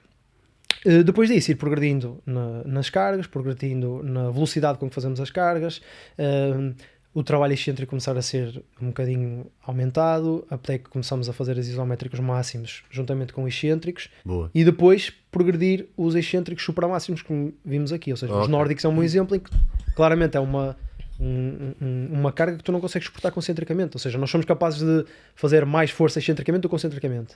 E uma parte da malta, mesmo que faça uma fase excêntrica lenta, que é uma progressão, vai conseguir depois fazer a fase concêntrica. Ou seja, uma progressão dessa fase excêntrica é começar a fazer com mais carga do que nós conseguimos suportar na fase concêntrica. E depois começar a aumentar a velocidade da contração. Um bom exemplo desse treino que nós conseguimos fazer no ginásio, que não tem aqui a imagem, mas imaginemos um deadlift, em que tu quase que largas a barra em cima e depois te travas lá em baixo. Que imagina, em vez de fazer um deadlift lento lá em baixo, a amplitude máxima, e depois ires progredindo na carga, ir começando a aumentar a velocidade de contração, de repente começas quase a deixar cair a barra e apanhas lá em baixo. Ou seja, a barra vai acelerar mais e tu, na zona de maior extensão do músculo, vais ter que trabalhar uma carga enorme. Exatamente. Isso já é, por exemplo, um exercício que nós fazemos sempre nas fases finais de recuperação de lesão. Como é que chama esse exercício? É drop deadlift? Pois, eu não sei o termo técnico assim propriamente, mas basicamente é isso. Fazemos isso bilateral e depois começamos a fazer unilateralmente, principalmente à perna lesionada. Ou seja, eles já metem uma boa carga na barra, quase que não deixem devagar na primeira fase, é quase largar a barra, e depois quase que esperam por ela lá em baixo e travam lá em baixo. Ou seja, uma carga excêntrica muito, muito forte. Isto no ginásio. No campo, trabalho pliométrico, como tu disseste, super aplicável para a velocidade, porque nós começamos ali a trabalhar o ciclo de alongamento e encurtamento. O que é pliometria? Que é para lembrar as pessoas, que eu acho que devia ser uma palavra que devia estar no vocabulário de toda a gente em Portugal e arredores. Ok, basicamente, o que é pliometria? Pliometria basicamente é um treino que aproveita a energia elástica musculotendinosa. Ok? Ouve-se muitas vezes falar da pliometria. Agora os trocais por miúdos. Ok, musculotendinosa é o músculo e tendão. Ou seja, sim. Não é só o músculo que trabalha, os tendões também trabalham, principalmente na parte pliométrica, porque nós temos um aproveitamento de energia elástica, o chamado ciclo de alongamento e encurtamento, e temos um aproveitamento muito grande de energia elástica, é quase imaginar como uma mola que nós comprimimos e depois largamos e ela de repente explode. Ok? Ou seja, há ali uma acumulação de energia que nós depois queremos aproveitar. E quanto melhor esse aproveitamento e essa acumulação de energia for, mais fácil e mais rápida e mais forte vai ser depois a parte concêntrica. Neste caso aqui, pronto, é um exemplo de... Isto foi abaixo, não sei o que é que se passa com estes shorts. Este ter aí um ou outro... Pronto, mas sim, por exemplo, um exemplo simples é o salto à corda. Ou seja, nós no salto à corda nós não ficamos muito tempo no chão, não é? Ou seja, saímos rápido do chão, mínimo tempo de contacto possível, e depois vamos progredindo e começando a saltar cada vez mais. Isso se calhar está demasiado lento para ser... Isso. Este aqui já está all over the place. Exato. Já está a fazer tudo e mais alguma coisa. Espera aí. Queria mesmo ver plyometric training. Queria ver explosive drills for explosive power. Deixa lá ver se este gajo faz. Epá, eu não gosto deste gajo. Irrita-me os vídeos dele. Ora, mete aí. Olha, beginner to advanced. Eu só queria tipo um mix assim de exercícios. Okay. Mas pronto, normalmente, tipicamente são conhecidos por serem saltos, não é? Sim, é um bocadinho à base de saltos, mas ele aqui eu acho que ele está a desconstruir um bocadinho a queda. Exatamente, parece-me que ele está a falar um bocadinho mais da queda e da parte da técnica de salto e não tanto trabalho pliométrico do aproveitamento do ciclo. Exatamente. Caramba, estamos com azar. Está fácil. Plyometric drills. Eu só quero ver gajos aos saltos, pá. Deep squat. Oh, e o caraças para o deep squat. Stiff landings. Não, também não. Ok, interessa. Mas pronto. Continua assim. Ou seja... tipo isto, olha, pogos. Exatamente, os pogo jumps, exatamente. Ou seja, o que ele está a fazer é aproveitar a energia elástica que acumula quando, neste caso, a ponta do pé toca no chão, e há um aproveitamento da energia elástica, principalmente do tendão daqueles e da musculatura do gêmeo, e depois sai mais rápido do chão e mais alto, de preferência. Exatamente.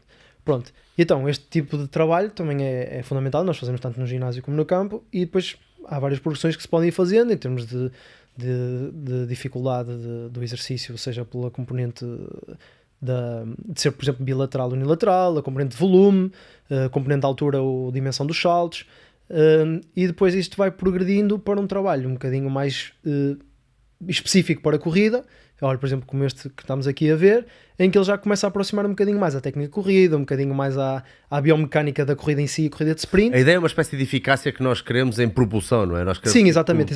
pé toque no chão. Ou seja, é o mais rápido possível e naquele tempo que tu tens para aplicar a força no chão, que seja a maior força possível.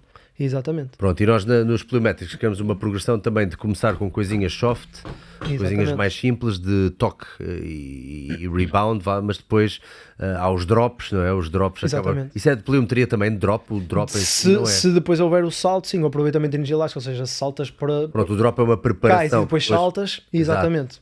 Depois existe também o trabalho da aterragem, que era aquilo que estávamos a ver há bocado. Sim, isso sem dúvida. Salta de uma caixa ou deixa-se cair de uma caixa para o chão e aterra, por exemplo, numa posição de meio agachamento ou numa posição atlética. Exatamente. Isso aí é basicamente uma preparação para certos tipos de exercícios mais avançados. E isso nós também fazemos principalmente ou em fases muito iniciais ou então em jogadores mais novos. Que é basicamente quando nós temos que treinar a aterragem, porque nós em todos os exercícios pliométricos temos que aterrar e sair, não é? Portanto, exatamente, por exemplo, este aqui é um bom exemplo de um exercício pliométrico em que ele está a dar um passo de uma caixa, ou seja, está a ter uma exigência excêntrica maior porque está a cair com o peso do corpo de uma certa altura e depois tem que, no mais curto espaço de tempo possível, saltar o máximo que conseguir.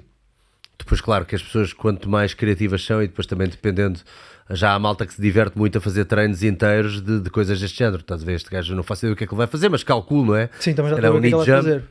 Deve ser um knee jump depois a saltar para exatamente, cima vai largar os pesos, provavelmente no chão, e se calhar vai saltar sem os pesos. Isto é uma coisa que eu gosto muito de fazer isto e ir-me divertindo de forma criativa, digamos assim, mas ao mesmo tempo mantendo sempre os tendões acesos, não é? Pronto, o gajo está-se aqui a divertir, está a meter carga em cima, pronto, claramente ele tem um bom salto, portanto ele também consegue fazer assim umas coisas diferentes. Não quer dizer que tenha um transfer direto, mas se os tendões estiverem rígidos e fortes, porque há uma diferença entre utilizar o músculo e o tendão. Nós ainda hoje falámos disso, é a diferença, por exemplo, entre correr na praia ou dar saltos na praia versus dar saltos, por exemplo, no chão ou na relva sintética. Qual é a diferença? Posso, por exemplo, pegar no exemplo da relva sintética e da relva natural, como estávamos a falar, ou seja, a relva sintética por norma é mais dura e, portanto, a força que nós aplicamos no chão não é tão dissipada pelo terreno e nós temos uma devolução um bocadinho maior dessa força. E então, nesse caso, a musculatura, como tem esse rebound, não é tão exigente para a musculatura e é um bocadinho mais exigente sobre os tendões. Ou seja, se os tendões não estiverem preparados para isso, vão sentir um bocadinho mais porque são eles que têm esse aproveitamento elástico. Mais rígido, exatamente. Mais por outro lado, conciso. Se nós formos para a relva natural, como a relva natural tem uma componente terra, de absorver, uma componente de absorção um bocadinho maior, já não é tão exigente a nível tendinoso, mas se calhar a nível muscular é um bocadinho. E estou a falar, obviamente, quando um atleta está habituado a treinar ou preparado para treinar a relva sintética, de repente vai à relva. Ok? Isto depois é obviamente algo que cria a habituação. Se for um atleta que vai passando de um lado para o outro, pode nem sentir diferença. Se houver um atleta que está habituado a treinar na relva sintética e de repente vai para a relva natural, pode sentir nos primeiros dias, não é? Um bocadinho mais exigente muscularmente, ou ao contrário vai começar a sentir se calhar no rotuliano, no tendão de Aquiles. Pronto, é esse tipo de diferenças que há. E portanto é importante nós fazermos treino não só de preparação da musculatura, mas também para a parte neural, a parte dos tendões, tudo isso, porque isso depois é tudo muito importante. Porque por falta de... e normalmente até diria que cada vez que há, por exemplo, uma lesão, se calhar primeiro convém começar por um terreno um bocadinho mais instável, que é para trabalhar também os músculos do pé. Depende da lesão, não é? Exatamente, não necessariamente. Ou seja, nós, por norma, se fizermos isso, é um bocadinho mais em contexto de ginásio. A partir do momento em que ele vai para o campo, tentamos ser o mais específico possível e, portanto, é chuteiras no pé e é voltar a essa questão. Porque há muitas pessoas que, e fora do plano do futebol propriamente, ou não necessariamente, mas por alguma ignorância põem-se em cima, por exemplo, de um bozu a saltar, a pensar que, ok, se estou a saltar num sítio onde é mais difícil saltar e que me dá menos e que me absorve... ou mesmo eu lembro-me de fazer coisas deste género na ginástica, estava a treinar ginástica e punha-me a saltar em cima de uma coisa mais fofinha porque era mais difícil eu ter o rebound dali para cima e eu pensava, então quando eu estiver no chão duro vai ser mais fácil, portanto eu vou ganhar muita destreza, mas lá está, You play like you practice. Exatamente. Mais vale tu praticares no sítio onde vais efetivamente fazer os saltos. E se quiseres ser bom nos saltos em chão rijo, é no chão rijo que tu treinas. Exatamente. Não vais educar-te a saltar para chão rijo no chão mole. Sim. Não é? Tá bem feito. Sim, até porque se nós queremos sair o mais rápido possível do chão, se nós tivermos um grande amortecimento, por exemplo na areia, como estavas a falar, vais demorar muito mais tempo a sair do chão. Não é? Ou seja, se nós queremos potenciar essa questão de explosividade, não é? Ou seja, se nós saímos o mais rápido possível, haver este aproveitamento de energia elástica num curto espaço de tempo para que depois isso tenha transfer para a modalidade ou para os sprints ou o que seja, se nós trabalharmos em pisos moldes, nós não vamos conseguir ter essa especificidade. Pois. Exatamente. Uhum. E a questão dos bolsos é um bom exemplo, principalmente a malta do futebol acha que previne as entorses e não sei o que mais, e não é verdade. Acho que pode ter o seu papel, embora que reduzido, principalmente se nós estivermos a trabalhar na superfície, ou seja, o bolso tem uma superfície plana e uma superfície redonda, não é? Principalmente trabalhar na superfície plana, um bocadinho mais específico, digamos assim, mas não para saltarmos mais, ou para saltarmos melhor, ou para termos um melhor aproveitamento dessa energia por parte da musculatura dos tornozelos, ou da perna, ou o que seja. Boa. Fala-me das baterias de testes que tu fazes com os jogadores. Estamos aqui a ver um slide que é a bateria de testes e depois exigências físicas do futebol, epidemiologia do futebol, escalão e posição no campo e lesão recente, quando aplicável. Fala-me disto. Exatamente. Pronto, portanto, isto é só algumas imagens de alguns testes físicos que nós fazemos aos nossos atletas em vários momentos da época. E depois ali aqueles 4 pontos basicamente representam um bocadinho porque é que nós nos baseamos, ou em que é que nós nos baseamos para fazer essa bateria de testes, não é? Pronto, o primeiro ponto para qualquer bateria de testes são as exigências físicas, neste caso do futebol. Ou seja, se fosse uma bateria de testes para natação, era completamente diferente. Exatamente, ou seja, nós temos que primeiro ver quais é que são as exigências físicas do futebol, a que é que os atletas vão estar sujeitos e depois avaliar. Para além disso, também é importante estarmos a par da epidemiologia, ou seja, saber quais é que são... A epidemiologia é basicamente a ciência que estuda as lesões. E, portanto... não sei se é necessariamente as lesões, não sei se há mais alguma componente, mas a epidemiologia tem a ver com basicamente as lesões no próprio desporto. E então, por exemplo, nós sabemos que a lesão nos isquiotibiais que é a lesão mais frequente, que as lesões musculares são as mais frequentes, que temos lesões como, por exemplo, do ligamento cruzado anterior, a ruptura do ligamento cruzado anterior. Pronto, todo esse tipo de informação é essencial para quando estivermos a construir a bateria e interpretar a bateria de testes. Depois, a questão do escalão e posição no campo é porque nem todos os escalões fazem os mesmos testes e nem todas as posições fazem os mesmos testes. Por exemplo, falámos há bocado do exemplo do guarda-redes. O guarda-redes tem alguns exercícios, algumas avaliações diferentes dos jogadores de campo. Exatamente. E depois lesão recente, é porque quando nós estamos a recuperar uma lesão, às vezes fazemos certos tipos de avaliações um bocadinho mais específicas, que não fazemos a todos, simplesmente para perceber como é que está aquela musculatura ou aquele membro que foi lesionado.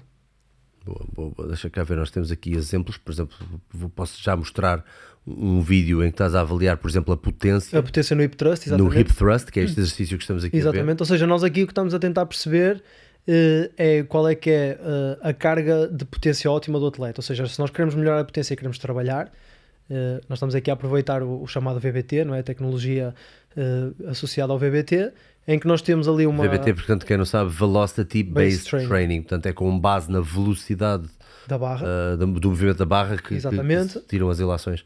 Ou seja, nós temos ali um fiozinho, um hardware que calcula o movimento da barra, a velocidade, multiplica pela carga que ele está a levantar e calcula a potência que ele está a gerar. E, portanto, nós com essa potência conseguimos ir percebendo e fazendo, à medida que vamos aumentando a carga, progressivamente, conseguimos fazer uma curva em que chega um momento em que ele já está com tanta carga que já não consegue ser potente, já começa a baixar a velocidade. É?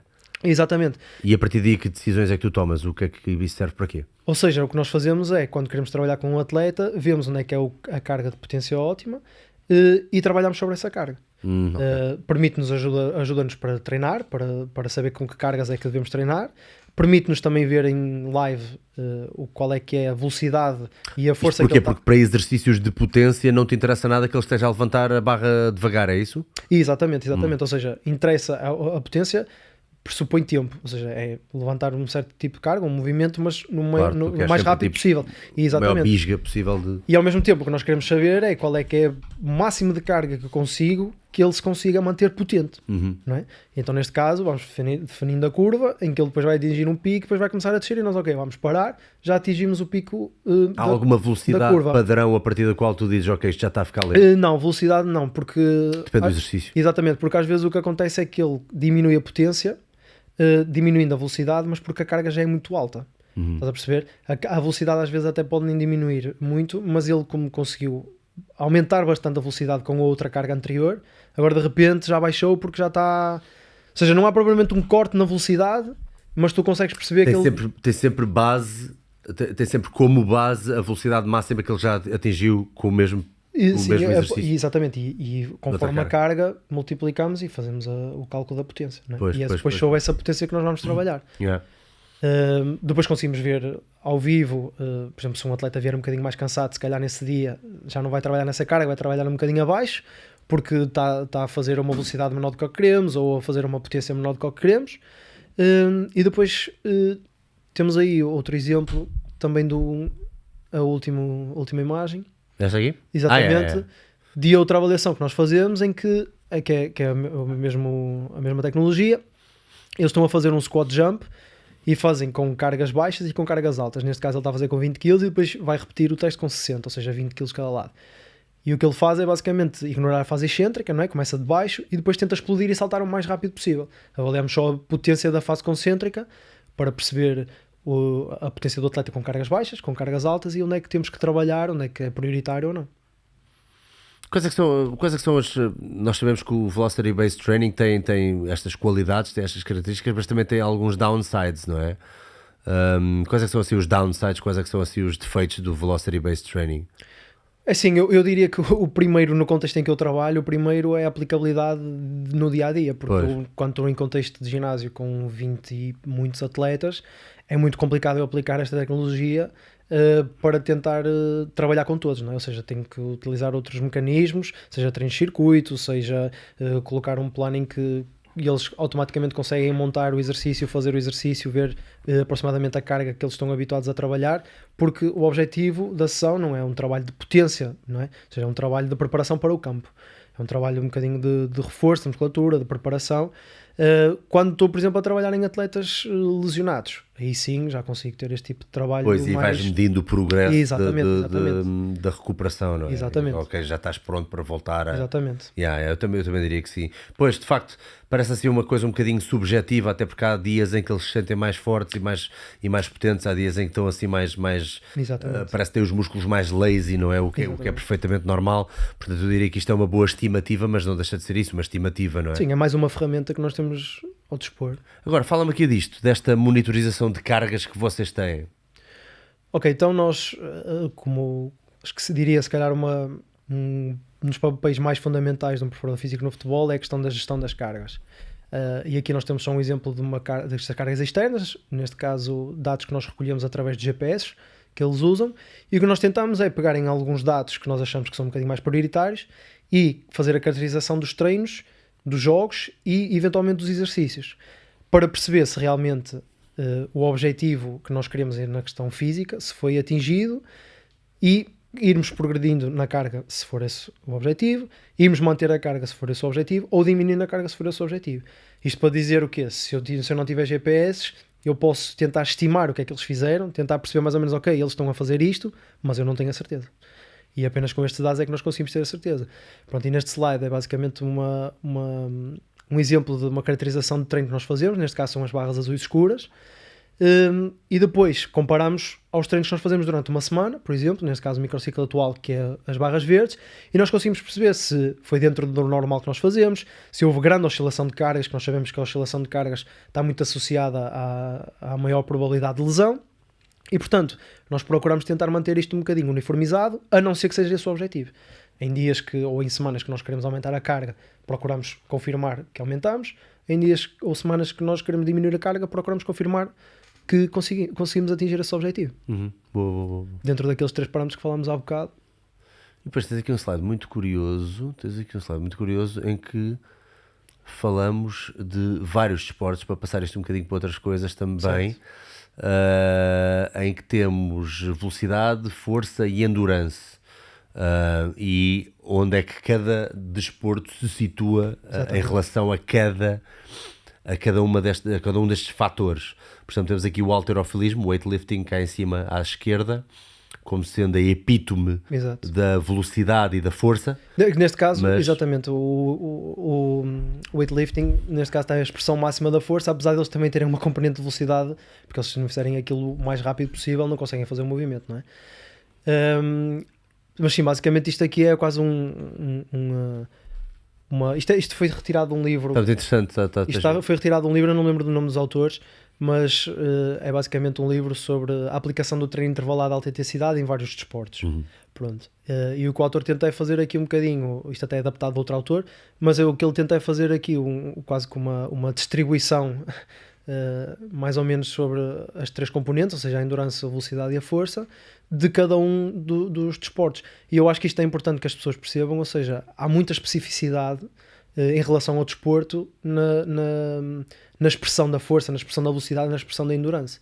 E nós vemos aqui que, por exemplo, se nós quisermos preparar um atleta para o weightlifting ou para a maratona, é completamente diferente, não é? E é importante que às vezes as pessoas percebam, apesar de que, de certeza absoluta, todos eles podem fazer trabalhos e certos tipos de trabalhos em comum e que vão beneficiar ambos, mas que é preciso manter sempre bem presente a questão da especificidade da modalidade. Não sei porque é que aqui o futebol está um bocadinho mais abaixo do que a maratona no que diz respeito a speed strength, a speed e a strength. E eu acho que é mais por causa da velocidade do que de strength, eu diria. Ou seja, um bocadinho abaixo da endurance e depois um bocadinho abaixo porque se calhar já tem muitas mais ações de velocidade e as ações explosivas do que propriamente a maratona, que anda ali um bocadinho mais dentro do mesmo ritmo o tempo todo. Yeah. Ok. Porque a velocidade vai aumentando para baixo e a força é que vai aumentando para cima. Tá bem. Ok. Exato. American Football, Ice Hockey, Rugby Union. Que fixe. Estás há quantos anos no Sporting Braga? Eu acho que este é o meu 7º. 7º ano, pá. 7º ano. Brutal, meu. Que fixe, meu. E já tens visto muitos jogadores destas equipas de formação a dar o salto para a equipa A. Certo. Deve ser uma felicidade do caraças. Sim. Como é que eles recebem? Recebem tipo assim uma cartinha a dizer, só para dizer que você passou? Não, normalmente essa passagem é progressiva, ou seja, eles começam-se a destacar no escalão em questão e por norma passam para o acima para que a exigência seja maior, para conseguirem continuar a progredir. E pronto, isso é mais um passo para a equipa A e começam por ir lá treinar, depois vão ficando, depois começam-se a estrear, começam a render e pronto, e começam a jogar e eventualmente depois são vendidos para outros clubes e pronto, mantém-se no futebol profissional e felizmente já conseguimos cada vez mais ter mais jogadores desses na primeira equipa. Ora, diz-me uma coisa, relativamente a abdominais e trabalho de core, qual é que é a função ou que tipo de exercícios ou que tipo de trabalho de core é que tu achas que é interessante para um jogador de futebol? Quanto é que ele precisa dele? Que tipo de exercícios dentro dos exercícios de core? Ok, eu acho que o trabalho de core é muito essencial para um jogador de futebol, ou seja, é basicamente o ponto central da aplicação de todas as nossas forças, não é? E nós precisamos do core no futebol não só para a questão de estabilidade, não é? Ou seja, se eu quiser fazer um remate, se calhar preciso estabilizar o meu core para que a força consiga ser o máximo aplicável na bola, não é? E não haver dissipação de forças, mas ao mesmo tempo temos muitos movimentos de rotação, muitos movimentos explosivos de mudança de direção em que o nosso tronco vai para um lado e de repente já tem que ir para o outro, choques com outros adversários em que nós temos que ter um core forte para não nos desequilibrarmos. E portanto o que nós fazemos em relação ao trabalho de core é tentar tocar em todos esses pontos, ou seja, fazemos trabalhos de rotação e trabalhos de anti-rotação, fazemos trabalhos de extensão, trabalhos de anti-extensão, fazemos trabalhos de flexão e trabalho de anti-flexão.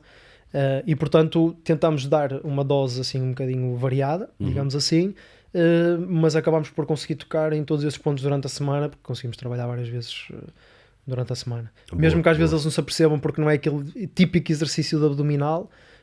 Ou seja, mas é que são alguns exercícios que tu mais gostas, para ver se conseguimos dar aqui algum contexto. Ok, podemos meter aí se calhar, por exemplo, algum tipo de prancha, só para falar da questão da isometria. Eu agora tenho gostado muito de fazer a unilateral, a prancha unilateral. Isso deve ser o exemplo de uma prancha frontal simples, normal. Simples, né? Nós fazemos variações, depois fazemos variações de pranchas laterais. Eu tenho gostado muito da unilateral, da prancha unilateral, tenho brincado muito com isso, porque de facto dá ali um trabalho ao corpo. Pronto, este gajo já está a fazer de uma forma um bocadinho mais difícil ainda, porque está... Mas de facto eu acho que a grande dificuldade de uma prancha destas, pronto, imaginemos que tínhamos os dois pés no chão e as pernas afastadas. Exatamente. Mas aqui a grande dificuldade é meter precisamente a cintura virada contra o chão, porque a malta tem a tendência para virar de lado. Exatamente. E se estiver bem, se o teu umbigo estiver bem de frente para o chão, torna-se mesmo muito difícil fazer estas pranchas. Exato. E assim uns 20 a 30 segundos de um lado e 20 a 30 segundos do outro, eu acho excelente. Pronto, é mais ou menos esse tipo de trabalho que nós também fazemos. Desafiar. E vamos variando esse tipo de trabalho de prancha lateral, trabalho de prancha dorsal. Porque normalmente chega ali um ponto em que é do género, o que é que vais fazer? Quando ele está tão longe da prancha, vais metê-los 10 minutos na prancha. Exatamente. Não, sim, a progressão é o tempo, o volume, não é? Aumentar o número de séries, aumentar o número de vezes que fazemos durante a semana, ou então arranjar esses tipos de exercícios. Fazes coisas como, por exemplo, meter discos em cima deles, as costas deles e eles terem que aguentar, por norma, não. Por isso. O que eu faço é esse tipo de trabalho, às vezes ter alguma coisa dinâmica, em termos de braços ou pernas, mas que tem que manter o core estabilizado. Por exemplo, levantar uma perna, um braço, levantar alternadamente, abrir e fechar as pernas, ou aguentar só com uma perna ou só com um braço, pronto, coisas desse género. Mesmo quando estão em prancha lateral, abrir e fechar as pernas, por exemplo, ou aguentar só com as pernas abertas, porque também trabalhamos ali um bocadinho a parte abdutora. E pranchas dorsais é fazer no lateral, bilateral, variar a flexão do joelho. Pronto, podemos fazer caminhadas, ou seja, em prancha dorsal, ir caminhando até esticar os joelhos quase e voltamos para trás. E andamos sempre assim, sempre a manter a extensão da anca no máximo. E depois, outro tipo de trabalhos, por exemplo, anti-flexão, temos o rolo abdominal, não é? Que é muito conhecido, que tem uma componente excêntrica muito grande, apesar de que a maior parte das pessoas... O rolo abdominal, portanto, refere-se à abuil? Sim, exatamente. A rodinha abdominal. Exatamente. Ou seja, a ideia é que a descida seja lenta, não é? Que é para aproveitar bem a fase excêntrica. Por norma, o objetivo é esse. É isto aqui, pronto. Exatamente. Manter bem a retroversão da anca, para manter o abdominal contraído. Exatamente, que é para não haver aquela hiperextensão das costas. Exatamente, porque senão depois a malta normalmente quando faz exercício sente na lombar. Aqui mais vale meter o rabo para dentro do que para fora. Exatamente. Influencers. E que tipo de gadgets é que tu costumas utilizar? Já sei que, pronto, se calhar Bozus e afins é uma coisa que tu não usas muito. Muito secundário. Também, em jeito de brincadeira, ainda hoje falámos sobre isso, que é a escadinha da agilidade, aquilo é tudo menos agilidade. Já agora porquê? Porque é que a escadinha da agilidade, já agora passa a mostrar, mas fala-me dela, porque é que a escadinha da agilidade é um bocadinho em primeiro lugar, mito. Exato, em primeiro lugar porque a agilidade pressupõe a reação a um estímulo externo, ou seja, uma tomada de decisão, a parte cognitiva. Algum contexto, exatamente, ou seja, a agilidade não tem. E depois porque é basicamente, acho que é uma ferramenta, porque uma ferramenta um bocadinho mais para vender, eventualmente, e para modificar um bocadinho o exercício, porque temos ali algo que nos faz uma referência para os pés, porque de resto tudo o que, por exemplo, neste caso ela está a fazer, ela pode fazer sem a escada, e não quer dizer que por ter a escada que é melhor, nem que é pior se não tiver. Não, isto simplesmente é mais uma ferramenta e não é nada milagroso, ok? Ou seja, não é, vou fazer trabalhos na escada que eu vou ficar ágil, vou ficar rápido, não é assim que funciona, é só por causa disso. Depois a malta, como a escada limita um bocadinho a questão dos movimentos, depois começa a inventar exercícios só para ser diferente, não é? Ou seja, começa só mesmo... É um bom desafio, eu às vezes gosto de utilizá-la mais como forma de emplastro para aquecer. Exatamente, ou seja, é uma boa ferramenta... Põe-me ali, gets me moving. Para mudar, exatamente. Utilizo 5 minutos e depois está feito, olha, já fizemos aqui uns padrões, já nos divertimos um bocadinho, agora vamos ao que interessa. Exatamente. Agora a malta a olhar para isto e dizer isto dá agilidade. Sim, exatamente. Isso é um grande, depois há muita malta da NFL que às vezes mete aquele exercício a fazer na escada. E há malta que faz coisas incríveis e brutais. Mas, eles não são rápidos porque fazem o trabalho na escada de agilidade, exatamente. Exatamente. E que mais gadgets é que tu gostas? Ainda agora falámos da Ab Wheel, que é uma coisa que tu usas. Sim, nós também usamos bastante. Sei que gostas muito de bandas elásticas, não é? Tecnologia isoinercial. Como vimos há bocado, e depois é tudo um bocadinho à base de pesos livres, barras, halteres. Também usamos bastante os slides, ou seja, o deslizamento para fazer lanches, para fazer mobilidade dinâmica, para fazer exercícios excêntricos, como por exemplo, se eu tiver em prancha dorsal com os calcanhares num slide e depois for deixando cair devagarinho até deslizar, temos ali uma componente lenta e excêntrica muito boa. São esse tipo de exercícios que nós usamos, mas não temos assim nenhuma tecnologia assim, fora do normal. Pois, porque às vezes a malta põe-se a inventar demasiado e a meter-se em cima do rolo com aquela base em cima do rolo, coisa. Imagina, eu para surf preciso disto e depois de repente é tipo, não tens preparação física nenhuma. Exatamente. Estás a trabalhar uma coisa que tu já trabalhas na prancha, já especificas na prancha, tu precisas muito mais a desenvolver outras coisas, o core, os tendões, a tua resistência física, do que propriamente isto. Tens algum exemplo assim de algum golo, para terminarmos em grande, assim, algum golo tu dizes, este é o melhor golo de todos os tempos? Não sei dizer o melhor golo de todos os tempos, mas sem querer puxar um bocadinho a brasa à sardinha dos portugueses, o Cristiano Ronaldo tem muitos golos, por exemplo aquele pontapé de bicicleta que ele marcou ainda na Juventus, tem montes de golos, se calhar que não foram os melhores golos. Olha, não vi esse, pá, estás a gozar.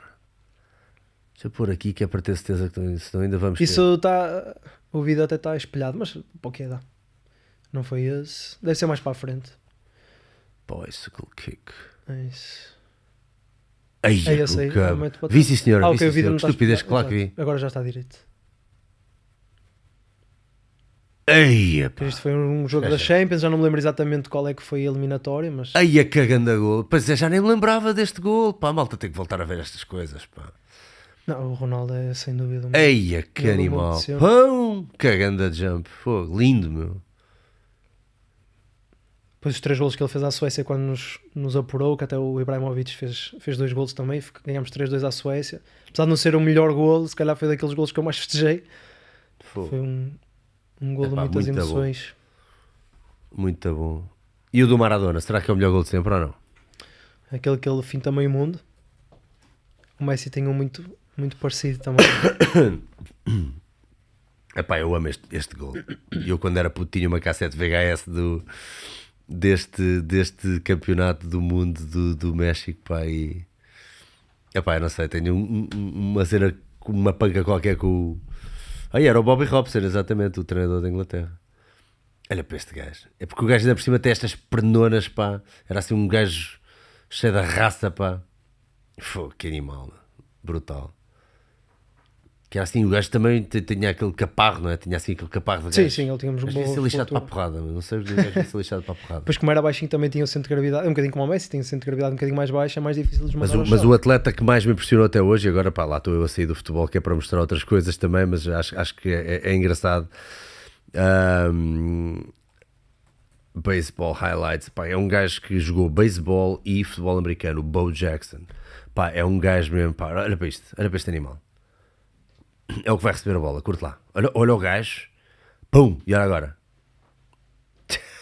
Olha o tamanho do gajo, man. Isto para mim, pá, é tipo o melhor atleta que eu já vi na vida. Foi considerado pela ESPN o melhor atleta de todos os tempos. Olha para este gajo, meu. Olha o throw. Eu vou mostrar o gajo a fazer um ganda throw, peraí. Baseball throw.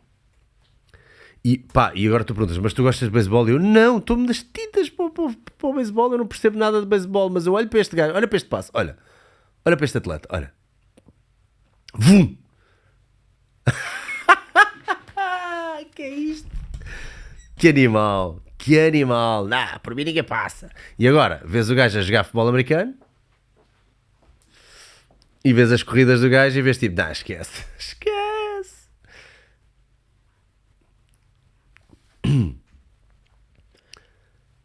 É o 34. Olha para este cavalo. Que cavalo.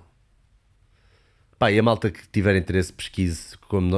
Cada vez que temos que falar de atletas e de preparação física e de desporto, é das coisas para mim mais impressionantes é ver estes gajos com este tamanho terem agilidade, terem velocidade. Olha para isto, olha os cortes de direção, que ainda hoje tivemos a treinar isso. E olha, depois ainda faz um stiff arm ao Deion Sanders e depois ainda foge. E depois, não, esquece, estes gajos são mesmo atletas fora de série, tal como os jogadores de futebol que nós estivemos a ver, tal como esta malta toda. Pá, vocês não se esqueçam do trabalho que está por trás e que é por causa de senhores como tu que eles estão cada vez melhores e que cada vez mais. Eu noto diferença naquele jogador à moda antiga, estás a ver, do bigodinho. Não é que não tivesse muito mérito, certo, mas as coisas mudaram muito. O futebol hoje em dia já não é o futebol de há 10 anos atrás. A exigência física é muito maior. A exigência física é muito maior, a malta está a ter muito mais cuidado com a preparação física. E é também muito essa a missão das dicas neste momento. Acho que trazer a noção de que podemos pegar em todas estas pecinhas e juntá-las à nossa vida, e eu com os meus treinos também online, que já agora convido-te a participar e a fazer parte da nossa equipa, dicasdosalgueiro.pt, podes treinar comigo 3 vezes por semana às 18h30, através do Zoom. Podes estar em casa no quentinho, que agora está frio, podes estar em casa no quentinho com o pouco material que tens, os sofás, a carpete, qualquer coisa, pá, desde que tenhas uns halteres daqueles enferrujados que compraste na Decathlon pá, há 10 anos atrás e que é do género, pá, qualquer dia vende aquilo no LX, não vendas! Inscreve-te, dicasdosalgueiro.pt e treina comigo 3 vezes por semana, vamos a sério, pá, 30 euros por mês, pá, isto é ridículo, eu devia vender bem mais caro, mas... treinos, 3 treinos por semana, que depois ficam inclusive no site para quem não puder fazer àquela hora. Mas isto para dizer o quê? Mesmo nesses treinos eu enfio muitas destas coisas, pá, pliometriazinhas, porque eu penso, a malta se calhar pensa assim, lá está este gajo a pensar que somos atletas. Não é tanto uma questão de ser atleta ou não ser. Ter tendões rijos e fortes é uma coisa que todos queremos. Certo. E eu vejo imenso... E nós sabemos que uma das primeiras coisas aí da agulha quando as pessoas envelhecem é precisamente os tendões, as articulações, as cartilagens, sei lá. Sim, vai tudo por arrasto. O músculo no fundo, não é? E a força muscular, pequenas coisas como a força da pega que são importantes para as pessoas se segurarem ao corrimão enquanto estão a subir escadas, o equilíbrio. Evitar as quedas. Quer dizer... A minha avó, pá, digo isto obviamente, no outro dia tivemos que socorrê-la porque ela deitou-se na cama e por causa de não ter força no core neste momento, ficou ali paralisada na cama, quase em posição de hollow. Claro que ficou com umas câimbras abdominais horrorosas e no dia a seguir estava cheia de DOMS, parecia que tinha feito um treino, mas porque há de facto ali uma lacuna do trabalho de core, mas tudo bem. É sempre uma coisa complicada, ainda por cima convencer às vezes as pessoas a fazer ou saberem por onde começar. Mas esta base atlética, estes exercícios que nós podemos ir buscar ferramentas a estes exercícios para nós, não precisamos de fazer um treino inteiro deles, mas assim uns 5, 10 minutos, uma coisinha de pliometria, uma coisinha de mudança de direção, uma coisinha de, além do resto, não é? Da hipertrofia e dos circuitos, e que isso é tudo muito giro, e dos burpees, mas a verdade é que há qualquer coisa muito interessante neste trabalho que nós estávamos a falar, em particular falámos do core, falámos de velocidade, falámos de pliometria, acho que foram assim os 3 pilares do desenvolvimento físico de que nós falámos hoje. E que eu acho que é muito importante as pessoas incluírem, porque acho interessante que mesmo os 40ões e 50ões vão jogar pádel e fartam-se de correr e mudar de direção de um lado para o outro, mas depois vão para o ginásio, ou não vão para o ginásio, para a sauna, ou vão para o ginásio fazer curl de bíceps. E eu, ok, tudo bem, queres ficar com bíceps grande? Ok, mas prepara os cabrões dos teus tendões para a atividade física extenuante que tu queres ir fazer, a jogar squash, pádel, ou seja o que for, porque tu vais necessitar de músculos e de fibras rápidas responsivas para conseguir dar conta do recado. Porque é diversão. É para isso que nós cá estamos também, se nós gostamos de jogar pádel ou seja o que for, nós estamos cá para jogar essas coisas e é um desporto, se fores bem a ver, de alta intensidade, ou tem bouts de alta intensidade, que se tu não estiveres com o hardware preparado para fazê-lo, isto não é só para os futebolistas profissionais, isto não é só para o gajo da NFL que eu acabei de mostrar ou do beisebol, isto é para toda a gente. Nós podemos ir buscar aqui e ali, é um bocadinho como ao culturismo. Toda a gente pode fazer exercícios de hipertrofia iguais ao que faz o Ronnie Coleman, mas o Ronnie Coleman fazia com 100 kg em cada mão e tu podes fazer com 20. Pá, está-se bem. Agora, a base é a mesma. Podemos ir buscar coisas interessantes ao culturismo, mas eu não quero ir a palco. Podemos ir buscar coisas interessantes ao treino de mudança de direção, mas eu não quero ser jogador de futebol profissional. É exatamente a mesma coisa. Portanto, eu acho que incluir isto cada vez mais no nosso cardápio, na nossa linguagem, toda a gente devia saber o que é pliometria, o que é que significa, toda a gente devia saber o que é trabalho de core e não ser só aqueles crunches manhosos que se faziam nos anos 80 pela Jane Fonda e não sei o que, é só para trazer sangue para aquela região, mas com um excesso de flexão da coluna e tudo, para que só fazem mal. Faz mal e não faz, pronto, isto depois também dá outro para mangas esta conversa, dá outro podcast. Exato. Mas acho que sim. Olha, muito obrigado, e já agora se tiveres alguma mensagem, algum conselho que queiras dar à malta que gostasse de prosseguir no seu fitness, força, tens... Sim, o meu conselho geral acho que é um bocadinho dentro do que estavas a dizer, é as pessoas perceberem quando vem alguma coisa na internet ou nas redes sociais que não precisam necessariamente fazer aquilo e conseguem fazer outras coisas parecidas, mas em segurança e ao nível de que estão. Mas eu acho que o importante é fazer, ou seja, o que importa é treinar é saúde mental, saúde física. Hoje em dia nós vemos as estatísticas a apontar cada vez mais para a obesidade, para sedentarismo, e acho que faz parte do nosso papel, tanto eu como tu, tentarmos combater um bocadinho isso, e por isso é que acho que podcasts também como o teu são muito importantes, não é? Porque acho que conseguem chegar a muito público-alvo e se conseguires que algumas pessoas que não faziam nada começassem a fazer alguma coisa, perfeito, não é? E acho que é um bocadinho isso que nós estamos a tentar trabalhar todos, mesmo que eu trabalhe com atletas profissionais, mas no meu círculo pessoal acabo sempre por conseguir, como é que é dizer, ajudar evangelizar um bocadinho. Exatamente, ou seja, quase que passar um bocadinho a minha religião e pôr as pessoas a treinar, a fazer alguma coisa, a perceber a importância. De modo geral, acho que é isso. Falando especificamente, se calhar, para atletas de futebol, ou seja, para atletas de futebol e futebolistas, se realmente querem ter a melhor carreira possível e a carreira mais longe, ou seja, uma carreira duradoura, ao mais alto nível, como por exemplo temos o Cristiano Ronaldo, que tem 40 anos e continua ao nível que está, é preciso muito trabalho e muita consistência. Não é preciso inventar muito, não é preciso ter os melhores métodos, os melhores treinadores, a melhor nutrição possível, ou o que seja, mas é educar-nos, aprendermos, irmos melhorando pouco a pouco, que depois essas pequenas mudanças ao fim de algum tempo começam a acumular umas com as outras e ao fim de muito tempo já temos um background muito grande e acho que se calhar o mindset, diria eu, que pode ser se calhar futuramente o que mais vai diferenciar os atletas de alta competição. Sem dúvida alguma, muito obrigado por ter aqui. Fiquei mesmo feliz com isto, acho que isto deu aqui umas dicas brutais e não percam o vídeo que nós já gravámos hoje e que vai sair dentro de uns dias com o treino que aqui o João me deu uma tarefa do caraças de precisamente com alguma pliometria, mas acima de tudo trabalho de velocidade e de mudanças de direção, que eu acho que é muito importante e que toda a gente pode absorver dali muitas dicas úteis, ok? Não percam. Façam um like, subscrevam o canal, vão a dicasdesoccer.pt para todas as novidades em relação a tudo o que é treinos. Também temos a nossa aplicação de treinos, se vocês forem à loja, em dicasdesoccer.pt, lá em cima em loja, é logo o primeiro produto, que é aplicação. É uma aplicação que tem programas de treino para quem quer fazer treino no ginásio. Portanto, isto agora temos duas fases, não é? Portanto, aquilo que eu falei há bocado, que é treino para quem está em casa, e a outra situação, então, se fores à loja, tens a aplicação onde podes fazer treinos com a minha programação para ginásio. É isso. Portanto, dicasdesoccer.pt, façam like, partilhem, e nós também já colocámos aqui as redes sociais, não só aqui do João, mas também do Sporting Clube de Braga, das escolas de formação. Portanto, vamos estar sempre em conjunto, e qualquer coisa mandei aqui mensagem para o rapaz, que ele tem feito um excelente trabalho, e portem-se bem, façam like e não sei o quê, partilhem mais uma vez, portem-se bem, um abraço. Eu odeio despedidas.